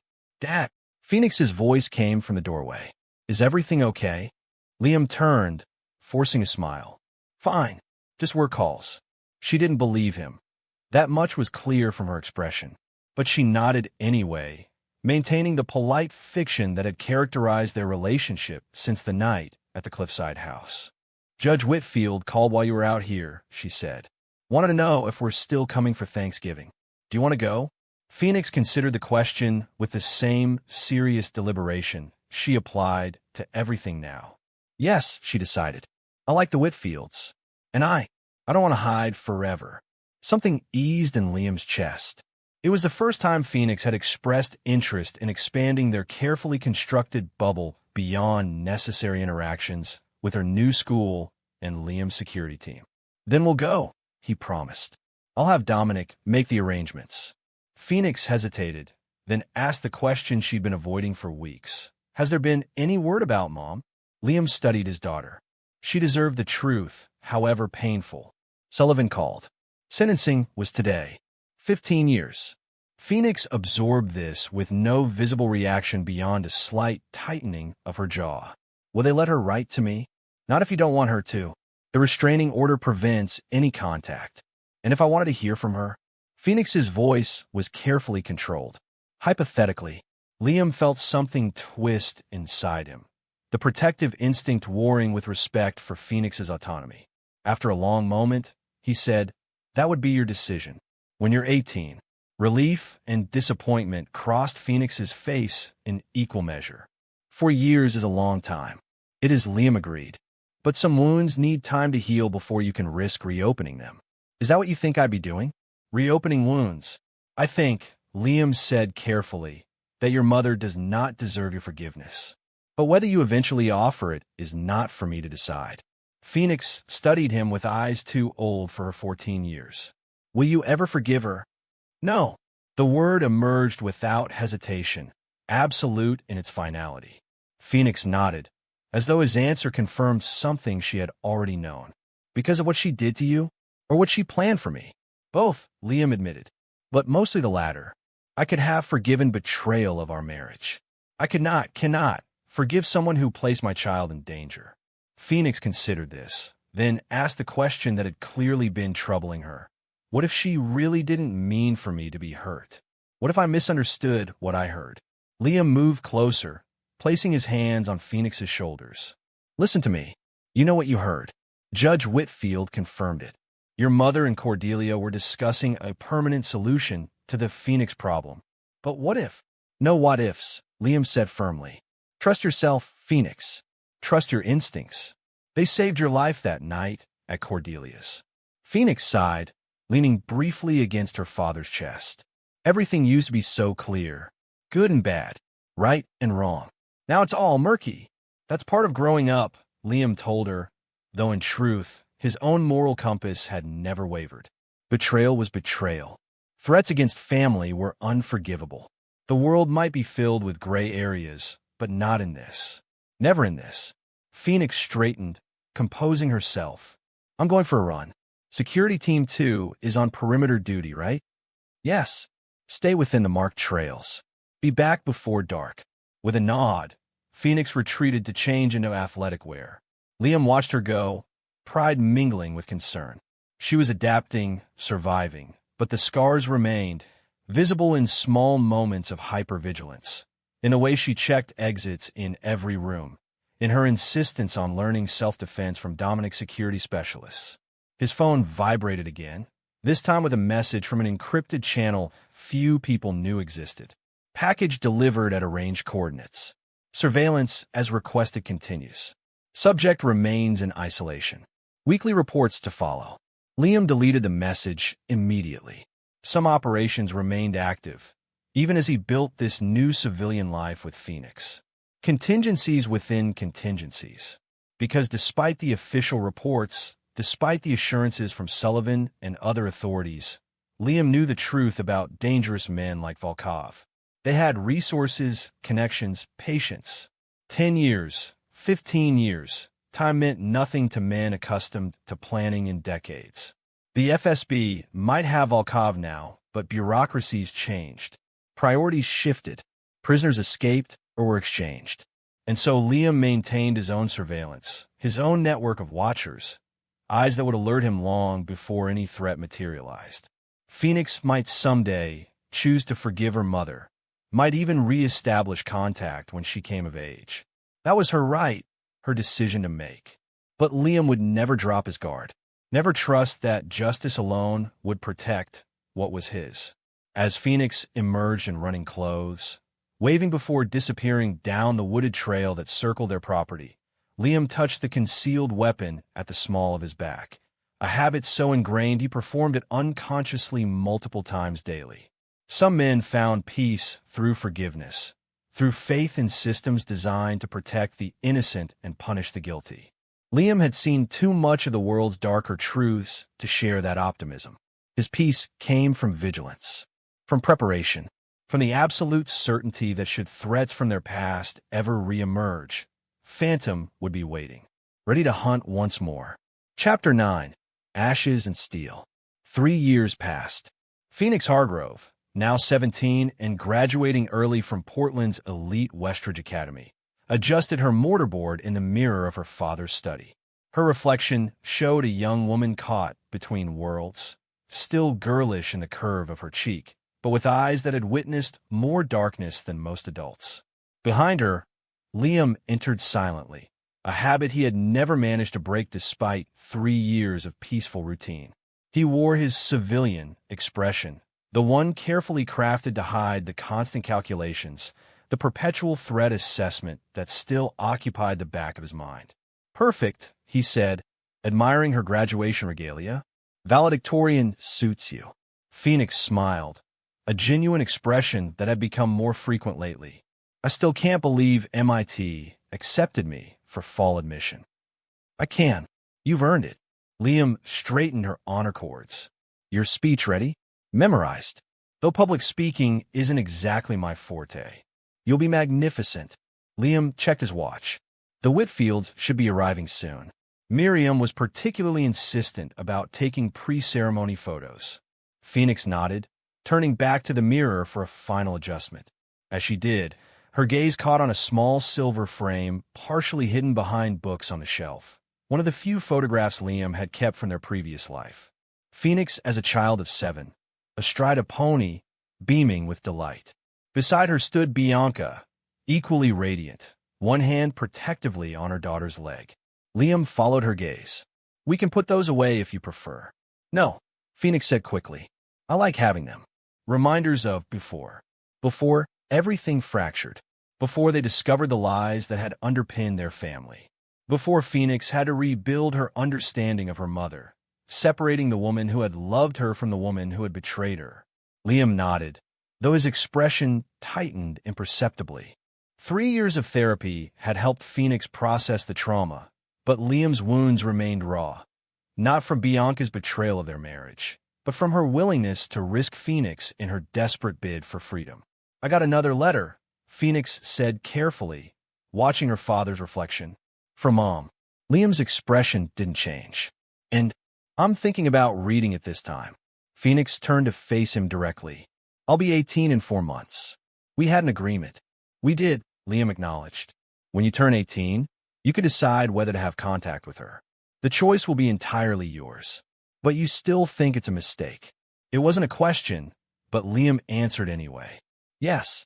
I think reopening that connection only invites pain back into your life. I think she forfeited any right to know you when she conspired with Volkov. Phoenix sighed. It's been over 3 years, Dad. She served her time, been a model prisoner, according to Sullivan. People change. Maybe she has. Perhaps. Liam's tone made it clear how unlikely he found this possibility. But as you said, you'll be 18 soon. The decision will be yours. The doorbell rang, saving them from further discussion. Liam's security system had already identified the Whitfield's vehicle passing through the outer checkpoint, but he checked the camera feed on his phone regardless. Another habit he couldn't break. That's them, he confirmed. Shall we? The graduation ceremony proceeded exactly as planned. Phoenix delivered her valedictorian address flawlessly, received her diploma to thunderous applause, and posed for countless photographs with the Whitfields, who had become surrogate grandparents over the past 3 years. Throughout the celebrations, Liam maintained his public persona: proud father, successful businessman, attentive host. Only those who knew him intimately, essentially Phoenix and Dominic, who attended as family despite his official role as head of security, would notice the hypervigilance behind his smiles. Every entrance and exit mentally mapped. Every unfamiliar face assessed for potential threat. Regular check-ins with the security team monitoring the perimeter. Old habits. Necessary ones. The after-ceremony reception at their home was small but elegant. Phoenix's closest friends, the Whitfields, key faculty from Westridge Academy. As twilight descended, guests began to depart, leaving behind the comfortable silence of family. Judge Whitfield, now fully retired but still commanding respect with his imposing presence, joined Liam on the back porch while Phoenix and Miriam sorted through graduation gifts inside. She's thriving, the older man observed, sipping bourbon from a crystal tumbler. You've done well by her, Hargrove. We've done well, Liam corrected. Your guidance has been invaluable. Whitfield acknowledged this with a nod. After a moment of companionable silence, he said, Sullivan called me yesterday. Thought I might be able to broach a delicate subject with you. Liam's expression cooled. Bianca. Yes. Her parole hearing is scheduled for next month. With good behavior credits and overcrowding considerations, there's a strong possibility she'll be released. Though Liam had been expecting this, had planned for it extensively, the confirmation still sent a chill through him. The restraining order remains in effect, he said flatly. It does. But Phoenix will be 18 soon. Sullivan wanted me to prepare you for the possibility that Bianca might attempt contact once she's out. Even with the order in place, determined individuals find ways. I'm aware. Liam's tone betrayed nothing of the elaborate contingencies he had developed for precisely this scenario. Phoenix mentioned receiving another letter. She's considering reading it when she turns 18. Whitfield studied him. And how do you feel about that? It doesn't matter how I feel. It's her decision. Bullshit, Whitfield said bluntly. Of course it matters. You're her father. Your opinion carries weight, whether you acknowledge it or not. Liam sighed, relenting slightly. I think it's a mistake. But Phoenix needs to make her own choices about this. I can't protect her from everything forever. No, Whitfield agreed. But you can prepare her. He hesitated, then added. There's something else Sullivan mentioned. Something you should know. Liam tensed. What? Bianca has been in contact with a journalist. Someone writing an expose on miscarriages of justice in the federal system. She's apparently claiming she was coerced into her plea, that the evidence against her was manufactured. Cold fury washed through Liam. By whom? By you. She's painting herself as the victim of a controlling husband who fabricated evidence when she tried to leave him. Whitfield's expression made his opinion of this claim clear. The journalist is ambitious, looking to make a name. The story has sensational potential. Wealthy socialite framed by powerful husband. Let them investigate, Liam said dismissively. The evidence is ironclad. Evidence you provided anonymously, Whitfield reminded him, through channels that might not withstand aggressive journalistic scrutiny. The implication hung between them. During the original investigation, Liam had indeed supplemented the legitimate evidence with materials obtained through less than legal methods, Bianca's private communications, financial records that would have required warrants to access officially, recordings made without consent. Crucial pieces that had secured her conviction but might taint the entire case if their provenance were exposed. "I'll handle it," Liam said finally. Whitfield studied him. "Legally, I hope." "Of course." Liam's smile didn't reach his eyes. "I'm a civilian now, remember?" The older man sighed. "Hargrove, I've known you for 3 years. I respect you, but we both know there's more to you than successful businessman and devoted father." He gestured to the property around them. Peaceful, seemingly ordinary, yet subtly fortified in ways only a trained eye would notice. Normal people don't live like this. They don't maintain private security teams or background check every person their daughter interacts with. After what happened with Bianca and Volkov, I have reasons for caution. Caution, yes. This goes beyond caution. Whitfield leaned forward. "I was a judge for 30 years before that, a prosecutor. I've developed a certain instinct about people. Whatever you did before founding your security company, it wasn't corporate consulting." Liam remained silent, neither confirming nor denying. "I'm not asking for details," Whitfield continued, "but I'm asking you to remember that Phoenix needs her father, not whatever you were before. Whatever contingencies you're planning regarding Bianca, keep that in mind." "I always do," Liam replied softly. "Everything I've ever done has been to protect Phoenix." Whitfield nodded, seemingly satisfied.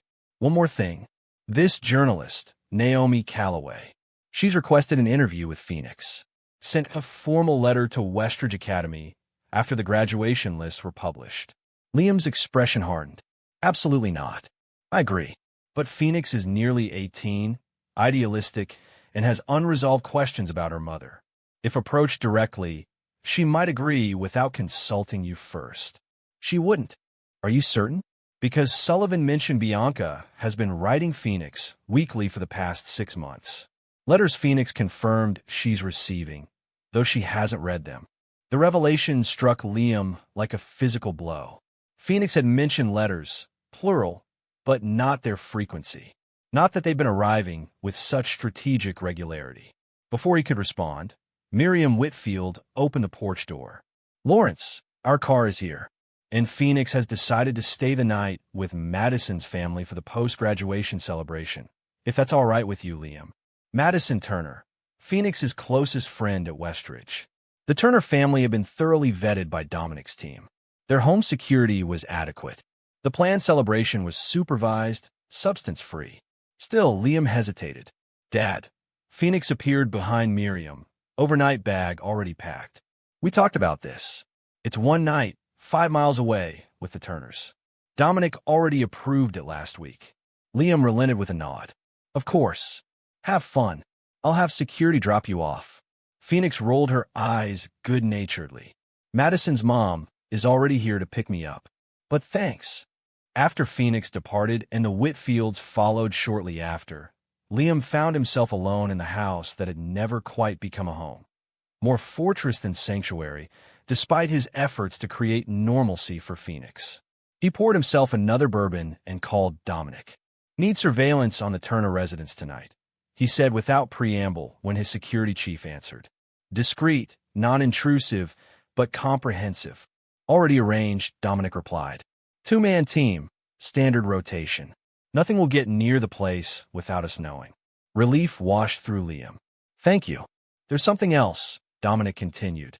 "Our sources inside the federal system confirm Bianca's parole is practically guaranteed. Release date tentatively set for July 15th. Less than 2 months away, just before Phoenix would depart for MIT. And the journalist? Calloway, former investigative reporter for the Washington Post, now freelance. 3 major exposés to her credit, all involving alleged miscarriages of justice.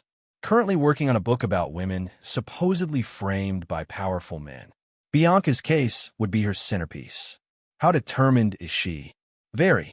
She's already filed Freedom of Information requests for all case documents, petitioned the court for transcripts, interviewed 3 guards from Bianca's facility, and she's made multiple attempts to contact Phoenix through various channels.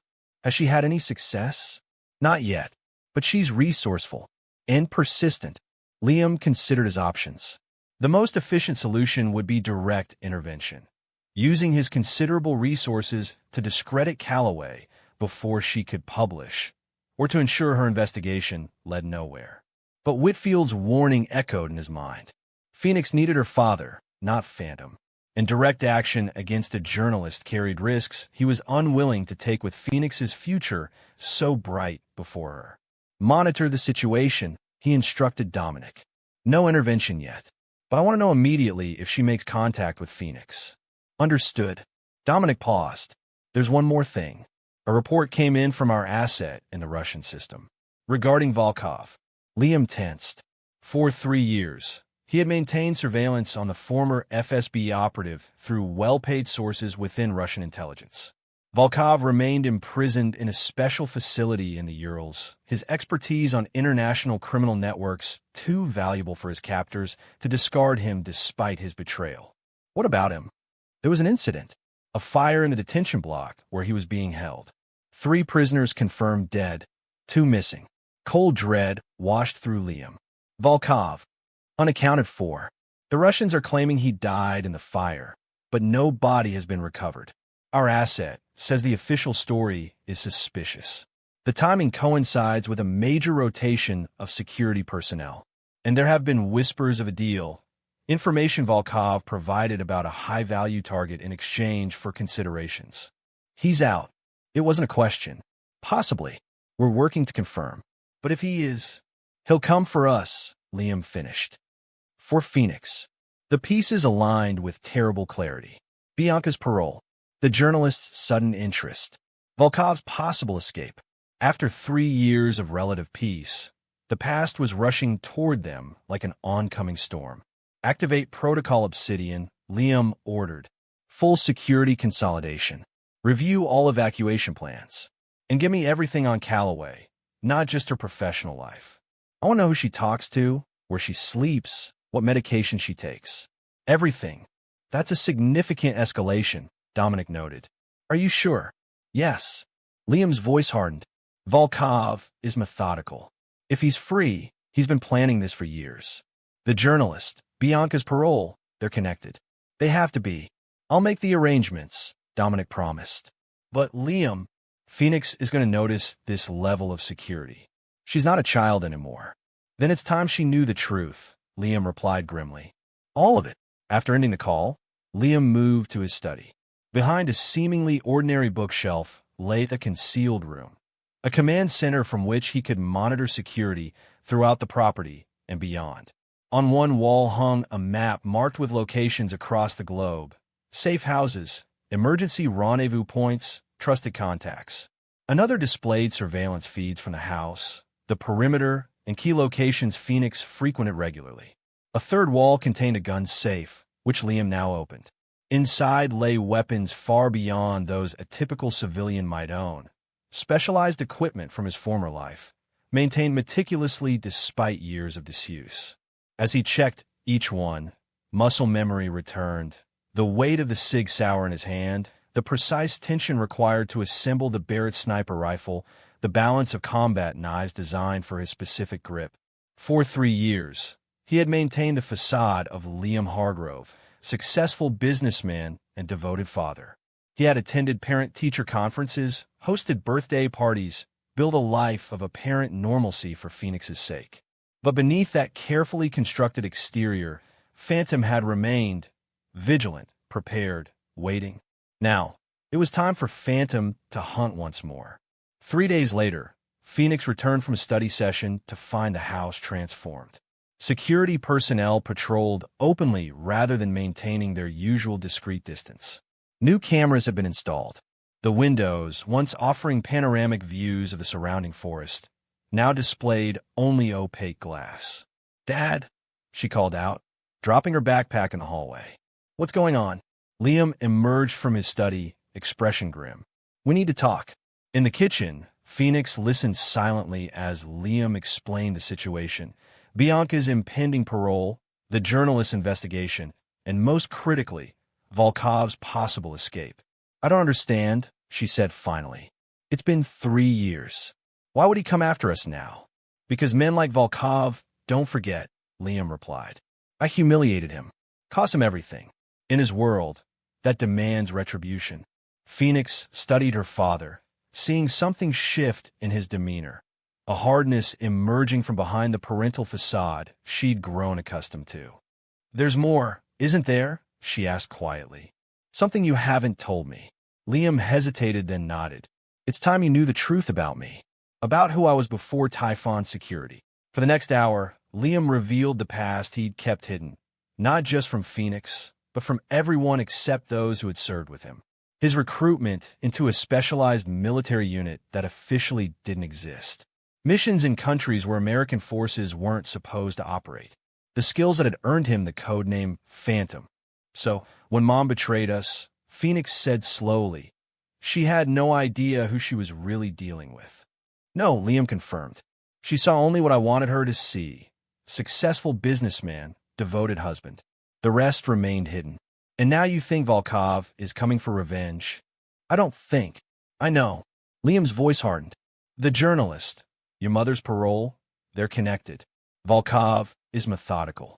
He's been planning this for years. Phoenix absorbed this, her analytical mind processing implications. What's your plan? You leave for MIT in 6 weeks.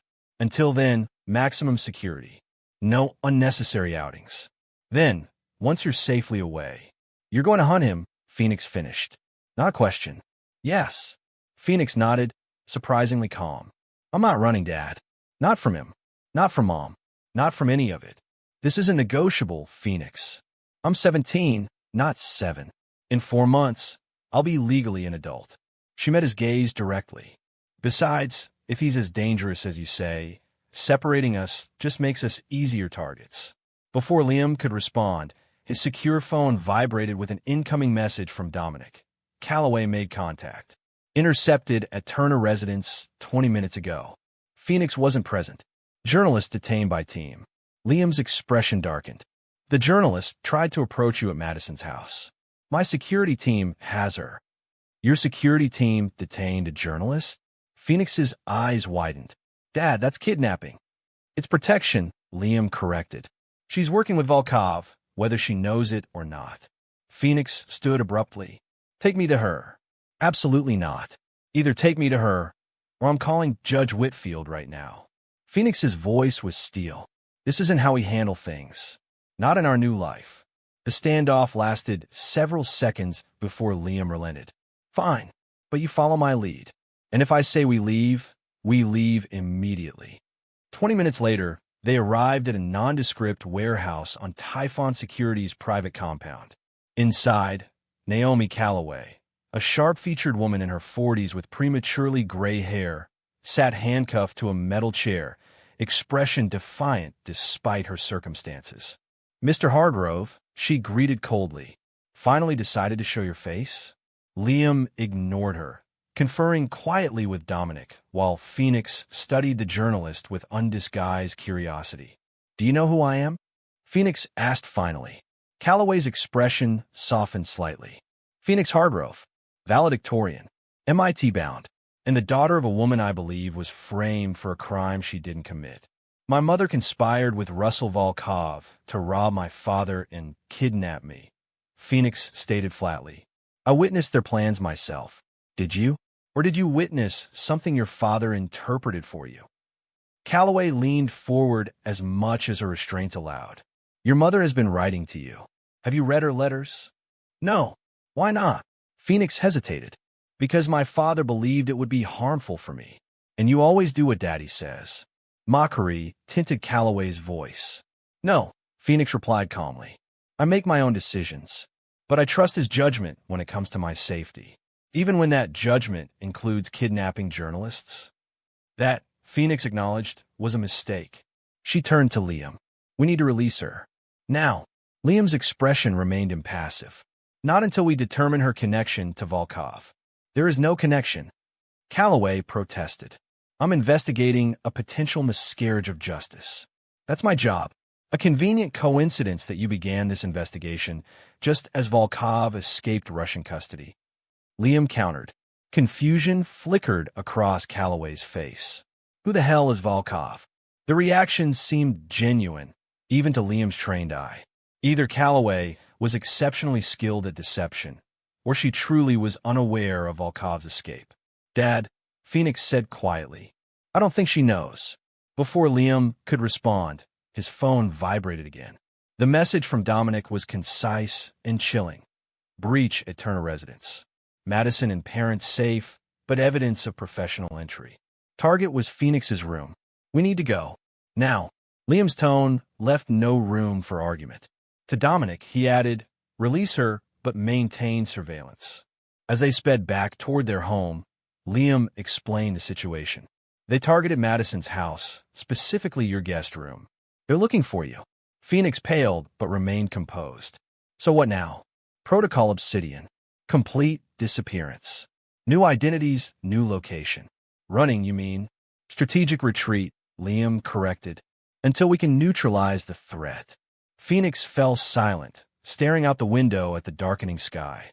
Finally, she asked, "What if I want to read Mom's letters first, before we disappear?" The request caught Liam off guard. "Why now?" "Because if Volkov is working with her, if this is all connected like you believe, then her letters might contain information. Clues." Phoenix's expression hardened. "And because I'm tired of not knowing the truth." Liam studied his daughter, recognizing the determination in her eyes, the same determination he saw in the mirror each morning. "The letters are in my safe," he acknowledged, "but we read them together." An hour later, they sat at the kitchen table, a stack of unopened envelopes between them. One by one, Phoenix opened them, reading each aloud.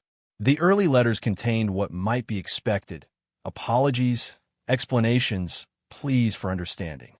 But as the months progressed, the tone changed subtly. References to a second chance appeared. Mentions of friends and unexpected places who might bring our family back together. The most recent letter, dated just 1 week earlier, contained the most direct statement: "When I'm released, we'll have help starting over. Somewhere Liam can never find us. Someone who understands what we've been through has made arrangements. Say nothing to your father." "She's working with him," Phoenix whispered, face pale. "With Volkov." "Yes," Liam confirmed grimly. "And they're planning to take you when she's released." Phoenix's hands trembled slightly as she refolded the letter. I almost believed her, that she was sorry, that she'd changed. "People like your mother don't change," Liam said quietly. "They adapt. They find new angles. But fundamentally, they remain who they've always been." "What do we do now?" Liam gathered the letters, placing them in an evidence bag.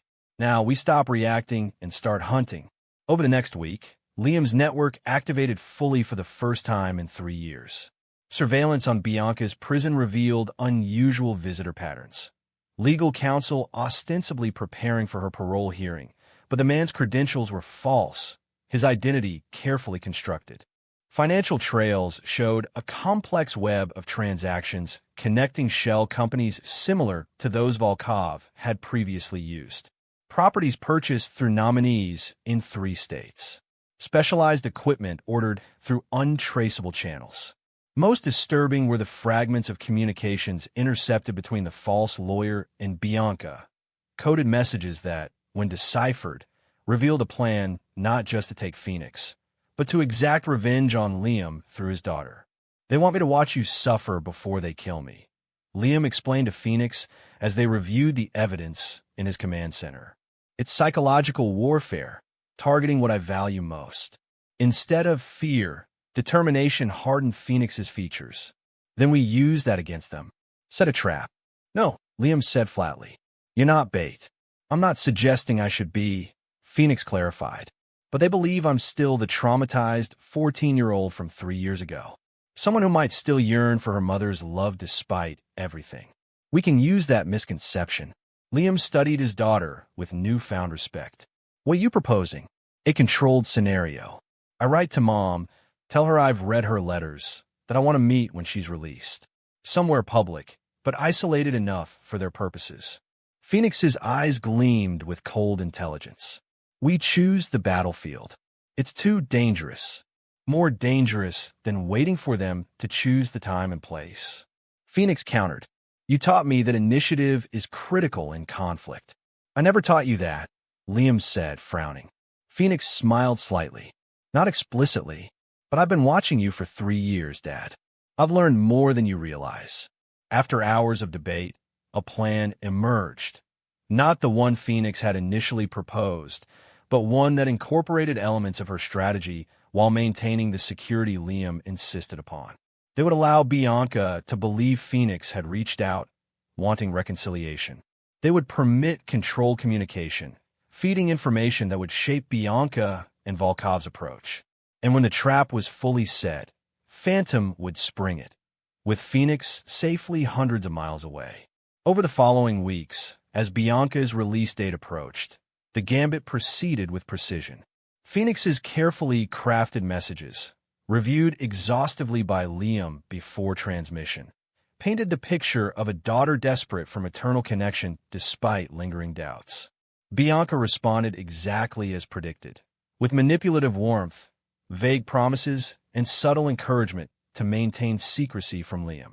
Through encrypted channels established by her legal counsel, she arranged a meeting for the day after her release, at a lakeside cabin supposedly owned by a supportive friend. 3 days before the planned rendezvous, Liam prepared Phoenix's departure. A private jet waited to transport her to Judge Whitfield's brother's estate in Montana, remote, secure, and unknown to anyone who might be watching them. I still think I should be there, Phoenix argued as they reviewed the final preparations. They'll be suspicious if I don't show. They'll be expecting a double cross, Liam countered. Volkov is too experienced to believe I'd allow you anywhere near this meeting. He's counting on capturing you beforehand, using you to force me into the open. And instead, I'll already be there, waiting. Liam's expression was cold. This ends tomorrow, Phoenix. Permanently. The night before Phoenix's scheduled departure, Liam found her in the kitchen, brewing tea, a habit she developed during their 3 years of rebuilding. Can't sleep? He asked, joining her at the counter. Thinking, she replied, pushing his second cup toward him. About Mom. About what happens after tomorrow. Liam accepted the tea, studying his daughter. What do you mean? When this is over, when they're dealt with, what then? Do we keep running? Keep hiding? Or do we finally start living? The question struck deeper than Phoenix likely intended. For 3 years, Liam had maintained constant vigilance, viewing their life in Portland as merely a temporary reprieve rather than a true new beginning. I don't know how to stop being what I am, he admitted finally. The man who built Typhon, who married your mother, who thought he could have a normal life. He was a construction, a cover identity that became real for a while. And who are you really? Phoenix asked softly. Someone who protects what's his, Liam replied. Someone who eliminates threats. Someone who never forgives betrayal. Phoenix considered this. And what if someday I disappoint you? Betray your expectations? Am I just another possession to be protected or discarded if I fail? The question shocked Liam. You're my daughter. Nothing will ever change that. Mom was your wife. That changed. That's different. What your mother did was unforgivable. I know. Phoenix met his gaze steadily. But Dad, someday I'll make mistakes too. Not like hers, but mistakes nonetheless. Will you extend me the grace you couldn't find for her? Liam remained silent, unsure how to answer. I'm not asking you to forgive Mom, Phoenix continued. What she did was monstrous. But this life you've built, this fortress mentality, this isolation, it can't be forever. Not for me, anyway. Before Liam could respond, alarms blared throughout the house. Security perimeter breached. Multiple intruders approaching from 3 vectors. Liam's training took over instantly. Safe room. Now, they moved with practiced efficiency through the house toward the reinforced chamber hidden behind Liam's study. Through his tactical earpiece, Liam received updates from the security team. 6 intruders, professionally equipped, moving with military precision toward the house. Volkov had moved up his timetable. Inside the safe room, Liam activated defensive protocols while Phoenix took her assigned position at the secondary console, monitoring external cameras. How do they find us? She asked, voice remarkably steady. The meeting isn't until tomorrow. They must have intercepted our communications, Liam replied, arming himself from the weapons cache. They had surveillance we missed. On the monitors, they watched Dominic's security team engage the intruders. Brief, violent confrontations that ended with 2 attackers down, but the remainder advancing steadily toward the house. They're too coordinated, Liam observed. Too precise in their approach. They know exactly where the security is positioned. The realization struck him like a physical blow. We have a leak. Someone inside my organization. Phoenix's fingers flew across the keyboard, accessing security logs. The new protocol you implemented last week. Who had access to those files? Only Dominic and the section chiefs. One of them accessed the files at 2:13 a.m. 3 days ago, from an external IP address. Phoenix highlighted the log entry. Chief Weber. Liam's expression hardened. Weber's been with us since the beginning, which means he's had 3 years to be turned, Phoenix pointed out. If Volkov was planning this from prison, he'd need someone on the inside. The betrayal cut deep. Weber had been one of Liam's most trusted lieutenants, a former Delta operator who had served under Dominic in Afghanistan. Through the monitors, they watched the remaining intruders breach the house, moving methodically from room to room. Their tactical formation confirmed Phoenix's theory. They knew exactly where they were going. They'll reach the study in approximately 2 minutes, Phoenix reported. The safe room should hold, but they planned for that, Liam finished. They're not trying to get in. They're trying to keep us contained until Volkov arrives. A new alert flashed on the security system. A helicopter approaching from the east, flying without lights. Extraction team, Liam muttered. They're planning to take us both. Phoenix turned from the console, fear finally showing in her eyes. What do we do? For a moment, Liam saw not the confident young woman who had been planning to leave for MIT, but the frightened 14-year-old who had fled her aunt's house 3 years ago. His daughter. His responsibility. We changed the game, he decided. They're expecting us to stay hidden, protected. Instead, we hunt. From a concealed panel, Liam retrieved specialized equipment. Tactical gear designed for Phoenix's smaller frame, non-lethal defensive weapons she had been trained to use. You remember the emergency egress? He asked as they prepared. Phoenix nodded. Tunnel system beneath the wine cellar. Emerges 400 yards east of the house. Camouflaged exit near the old oak. Good. You take that route. There's a vehicle hidden at checkpoint 3. Keys under the rear bumper, directions to the secondary safe house in the glove compartment. Phoenix paused in donning her tactical vest. You're not coming with me. No, Liam confirmed. I'm ending this. Tonight. Dad. Phoenix. Liam gripped her shoulders gently. Trust me one last time. Let me do what I do best, so you can have the future you deserve. After a moment's hesitation, Phoenix nodded. Promise me something. Anything. Don't die. Her voice cracked slightly. I've lost one parent to betrayal. I can't lose the other to revenge. I promise, Liam said, embracing her briefly. Now go. Fast and silent, just like we practiced. As Phoenix disappeared into the egress tunnel, Liam prepared for war.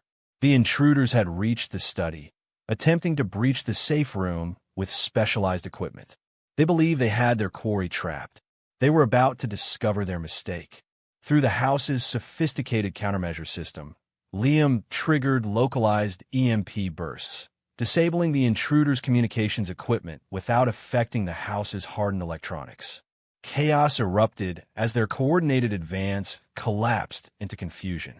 Using maintenance passages built into the house's structure, Liam emerged behind the first 2 intruders. They never saw what hit them, precision strikes rendering them unconscious before they could alert their companions. The 3rd and 4th attackers, responding to their colleagues' sudden silence, moved with greater caution. It didn't save them. Phantom had hunted more dangerous prey in far more hostile environments. Outside, the helicopter circled lower, preparing to land on the property's helipad. Thermal imaging showed 2 heat signatures in the cockpit. The pilot, and based on the distinctive profile, Volkov himself. Exactly as Liam had anticipated.